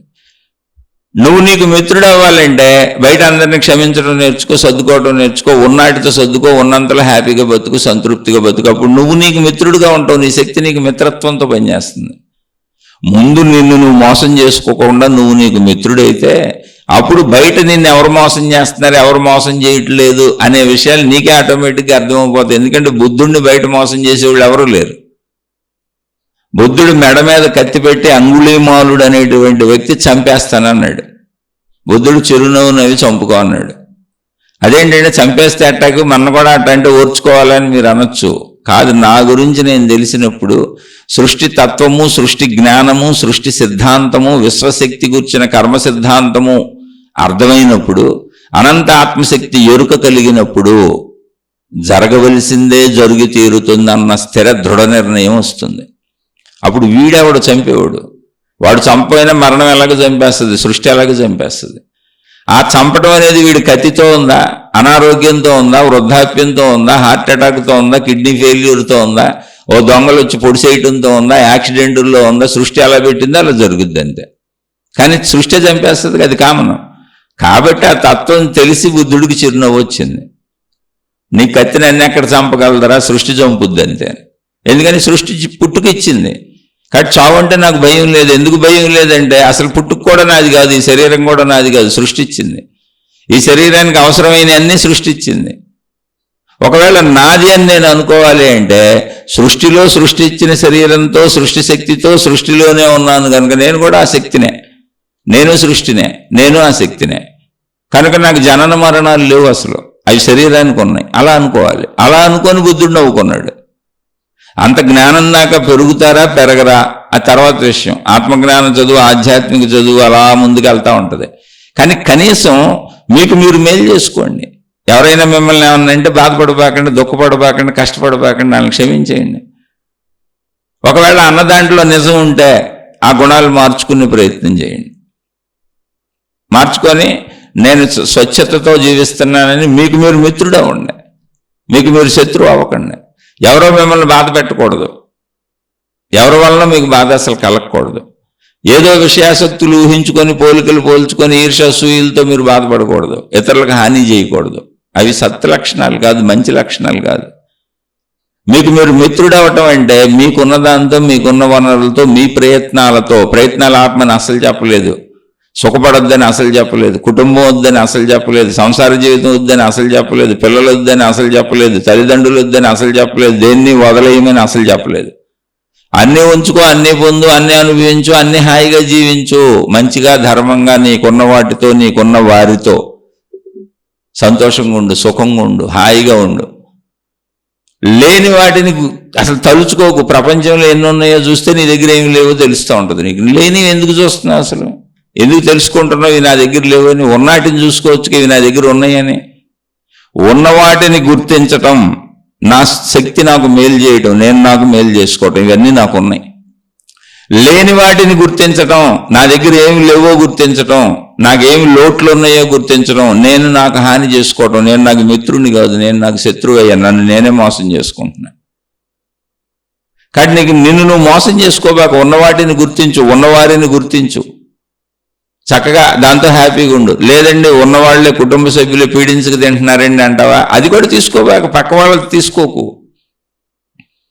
కుటుంబ సభ్యులు పీడించుకు తింటున్నారు, నీలో తప్పు లేకపోతే దాన్ని స్వీకరించకు, బుద్ధుల్లో వదిలేసే విషయాన్ని. లేదు నువ్వు చేయలేవు, కుటుంబ సభ్యులు అధికంగా డబ్బు దమ్మంటున్నారు, నీ సంపాదన ఇంతే అంటే అంతవరకు ఉండి వదిలేయటం నేర్చుకో. సాధన చేయి, దీన్ని వదిలేయంటే ఒక రోజులో అవుద్దని నాకే రాలేదు. ఈ విషయాలు మీకు చెబుతున్నా నాకు రాలా, కానీ నేను సాధన చేసుకుంటున్నా, నేను ఇంతే చేయగలను, నా సమర్థత ఇది, నాకున్న వనరులు ఇవి, వసతులు ఇవి, ఇంతకంటే ఎక్కువ నేను చేయలేను. అలాని నా కుటుంబ సభ్యుల కోసం నేను ఎవరిని మోసం చేయను. అలా చేస్తే ఏమైంది, ఇప్పుడు నన్ను నేను మోసం చేసుకోవటం అయింది. నేను తప్పు చేసే ప్రతిసారి, తప్పు ఆలోచన చేసే ప్రతిసారి నన్ను నేను మోసం చేసుకోవటమే అవుతుంది. కానీ నేను మంచి ఆలోచనలు చేసి నాకు నేను మిత్రుడిలా ఉంటా. ఒరే నువ్వెన్నో దొంగ పనులు చేసావురా అని నా మనసే నాకు చెప్పేలా, ఒరే నువ్వెన్నో దొంగ అబద్ధాలు ఆడావురా, నువ్వు ఒట్టి దొంగవరా, బయటకు మంచి పైకి మాత్రం మంచోళ్ళ ఉపన్యాసాలు చెబుతావు, కథలు చెబుతావు, స్టోరీలు చెబుతావు, వీళ్ళందరికీ నీతులు చెబుతావు, నువ్వు మాత్రం పరమ దొంగవరా అని నా మనసు నన్ను అనేలా, నా మనసే నాకు శత్రువు అయ్యేలా, నా శక్తే నాకు శత్రువు అయ్యేలా, నాలోని నన్ను వెక్కిరించేవాడు, అవమానించేవాడు ఒకడు ఉండేలా నేను ఉండను. ఆ నిర్ణయం ఎవరికాలం చేసుకోవాలి. అంటే దానికి సాధన చేయాలి, కష్టపడాలి, అలవాటు చేసుకోవాలి స్వభావాన్ని. అది నాలో నేనే చేసుకోవాలి, అది బయట నేర్చుకునేది కాదు. నాకు నేను చెప్పుకునేది, నాతో నేను మాట్లాడుకునేది, నాకు నేను నేర్పుకునేది, నన్ను నేను చూసుకొని, నన్ను నేను గమనించుకొని, నాకు నేను మిత్రుడవ్వాలి, నన్ను నేను మోసం చేయకూడదు. నిన్ను నువ్వు మోసం చేసుకోలేని రోజున, నిన్ను నువ్వు మోసం చేసుకోని రోజున, నిన్ను మోసం చేయగలిగిన వాళ్ళు ఈ ప్రపంచంలో ఎవరు ఉండరు. ఎందుకంటే బుద్ధుడి మెడ మీద కత్తి, బుద్ధుడిని చంపలేకపోయింది, కత్తి పెట్టినోడు శిష్యుడయ్యాడు. బుద్ధుడి మొహం మీద ఉమ్మూసిన వ్యక్తి బుద్ధుడిని ఏమాత్రం బాధించలేకపోగా మరుసటి రోజు వచ్చి బుద్ధుడికి శిష్యుడయ్యాడు, రాత్రి అంతా నిద్రపట్టక. అలా అని ప్రపంచంలో అందరూ మనకు అనుకూలమైపోవాలని కాదు నేను అనేది, అలా జరుగుద్దని కాదు. పాండవుల రాజ్యాన్ని మొత్తం కొట్టేద్దాం అనుకున్న దుర్యోధనుడు తన రాజ్యాన్ని కూడా పాండవులకు ఇచ్చేసి చచ్చిపోయాడు. కాబట్టి అంత రివర్సలో జరిగింది. ఇక్కడ మంచి వైపు వెళ్ళిపోతుంది అంతా. అయస్కాంతం ఇనువును ఆకర్షించినట్టుగా, ఇనువు అయస్కాంతానికి అతుక్కుపోయినట్టుగా మొత్తం సృష్టి అంతా మంచిగా అతుక్కుపోతుంది. అందుకని నేను మంచిలో ఉండి నాకు నేను మిత్రుడిని అవుతా, చెడులోకి వెళ్తే నాకు నేను శత్రువుని అయిపోతా, నా పతనం నేనే చేసుకుంటా. అందుకని నాకు విషయాసక్తి వద్దు, ఈర్ష్యాసూయులు, ద్వేషాలు, చెడు గుణాలు వద్దు, కేవలం మంచితోనే బతుకుతాను. నాకున్న దాంతో, నాకున్న వారితో సంతృప్తిగా ఉంటాను. నాకున్న వాళ్ళు ఒకవేళ నాతో సంతృప్తిగా లేకపోయినా, నేను వాళ్ళకి సమకూర్చేవి సంతృప్తిగా ఉండకపోయినా నేను అంతకంటే ఎక్కువేం చేయలేను. కాబట్టి అంటే ధర్మంగా చేయాల్సిన బాధ్యతలన్నీ ధర్మంగా చేయాలి. అధర్మంగా వెళ్ళి చేయాల్సి వచ్చినప్పుడు అంతకంటే ఎక్కువ చేయలేను. కాబట్టి నేను అధర్మం వైపు వెళ్ళటం, నాకు నేను హాని చేసుకోవటం, కాబట్టి నేను హాని ఎప్పుడు చేయను. పైగా నేను అధర్మంగా వెళ్ళటం, నా కుటుంబ సభ్యుల కోసం వెళ్ళినా అది కూడా వాళ్ళకు కూడా హాని చేయటమే. ఎందుకని దుర్యోధనుడు చేసిన తప్పు, ఆ తప్పును సమర్థించిన మొత్తం వాళ్ళ వంశస్థులు, ఆయన సమర్థించిన స్నేహితులు, బంధుమిత్రులు అందరూ చచ్చిపోయారు యుద్ధంలో, ఎవరో మిగల్లా. అలాగే రావణాసురుడికి సంబంధించి మొత్తం పోయారు, ఎవరో మిగల్లా. కాబట్టి నేను చేసే తప్పు నా కుటుంబాన్ని కూడా నష్టపరిచేస్తుంది, నా వాళ్ళని కూడా నష్టపరిచేస్తుంది. కాబట్టి నేను అవి చేయను. అందుకని ముందు నాకు నేను మిత్రుడవుతా. నన్ను నేను మోసం చేసుకోని రోజున నన్ను ఎవరు మోసం చేయలేరు. నన్ను ఎవరైనా మోసం చేశారు, మోసం చేస్తున్నారని నేను అంటున్నాను అంటే నన్ను నేను మోసం చేసుకుంటున్నానని అర్థం. ఎందుకని నాకు జ్ఞానం తెలియలేదు, నా బుద్ధి పనిచేయట్లేదు, నాలో ఈర్ష్యులు, అసూయులు, ద్వేషాలు పోలేదు, అహంకారం పోలేదు, నాలో మంచి గుణాలు రాలేదు, క్షమించడం రాలేదు, సద్గుణాలు రాలేదు, మంచితనం పెరగలేదు, నా అహంకారం తగ్గలేదు. అప్పుడు నన్ను అందరూ మోసం చేశారు, ఇబ్బంది పెట్టారని చెబుతాను. నాకు నేను మిత్రుడిని అయితే, నన్ను నేను మోసం చేసుకోకుండా ఉంటే నేను ఒక బుద్ధుడిలాగా చిరునవ్వుతూనే ఉంటా. అయితే ఇది హఠాత్తుగా వస్తుందా? రాదు. ప్రాక్టీస్ చేయండి. అదే ఆధ్యాత్మిక చదువు, ఆత్మజ్ఞాన చదువు. మిమ్మల్ని మీరు మోసం చేసుకోకండి, మీకు మీరు శత్రువు కాకండి, మీకు మీరు మిత్రుడు అవ్వండి. మిత్రుడు అవ్వటం అంటే ఏంటి? నువ్వు దుఃఖపడవు, బాధపడవు, కష్టపడవు, టెన్షన్ పడవు, ఒత్తిడికి లోనవ్వు, స్ట్రెస్కి లోనవ్వు. ఎందుకని? ఇవన్నీ నన్ను బాధ పెట్టేగా, నాకు నేను హాని కలిగించేవన్నీ నేను తీసుకుంటున్నప్పుడు నాకు నేనేగా శత్రువు. నాకు నేను బాధనిచ్చుకుంటున్నా, ఒత్తిడినిచ్చుకుంటున్నా, స్ట్రెస్నిచ్చుకుంటున్నా, ఆందోళన భయాన్ని ఇచ్చుకుంటున్నా. నన్ను నేనే ఇటు గురి చేసుకుంటున్నప్పుడు నేను శత్రువునేగా నాకు నేను. ఆలోచించుకోండి ఒకసారి. అందుకని ముందు మీరు మీకు మంచోడు అవ్వండి, మీరు మీకు మిత్రుడు అవ్వండి, మీతో మీరు మంచిగా ఉండండి. ఇప్పుడు మీకు మీరు ఈ చెడంతా ఇచ్చుకోకుండా ఎలా ఉండాలో ట్రైనింగ్ మీకు మీరే ఇచ్చుకోండి. ఈ ట్రైనింగ్ మీకు ఎవరెవరు, ఇది సెల్ఫ్ ట్రైనింగ్. ఆత్మజ్ఞానము, ఆధ్యాత్మిక చదువు అంతా సెల్ఫ్ ట్రైనింగ్ సెంటర్. ఎందుకని? మన లోపల జరుగుద్దండి, హృదయంలో జరుగుద్ది. మన లోపల హృదయం ఎవరికి తెలీదు. మన లోపలికి ఎవరు రాలేరు. మన లోపలికి మనమే వెళ్ళి మన లోపల మనమే కూర్చొని మన లోపల చెడుని మనమే ఎత్తుక్కొని మనం మోసం చేసుకుంటున్నామా, మనం మేలు చేసుకుంటున్నామా అని మన లోపల మనమే ఎత్తుక్కోవాలి. ఒకవేళ మనం మోసం చేసుకుంటుంటే మనలో చెడు ఉంటే ఆ చెడుని మనమే బయటకు తోసేయాలి. ఆ చెడు ప్లేసులో మనమే మంచిని నింపుకోవాలి. మొత్తం అంతరంగ ప్రాసెస్. అంతరంగంలోకి వెళ్ళడానికి ఎవరికి ఛాన్స్ సృష్టి ఇవ్వలేదు. ఎవరికి వాళ్ళకి వ్యక్తిగతంగా ఒక్కళ్ళకే ఇచ్చింది. నా అంతరంగంలోకి నేనే వెళ్ళగలను, మీ అంతరంగంలోకి మీరే వెళ్ళగలరు. అంతరంగం నాది గనుక, అంతరంగం మీది గనుక, ఎవరి అంతరంగంలోకి వాళ్లే వెళ్ళగలం గనుక, ఎవరి అంతరంగంలో వాళ్ళకే తెలుస్తుంది గనుక, మీ అంతరంగంలోకి మీరు ప్రవేశించి మీరు మీకు మిత్రుడుగా ఉండండి. ముందు మీకు మీరు మంచి చేసుకోండి, మీకు మీరు చెడు చేసుకోవటం మానేయండి.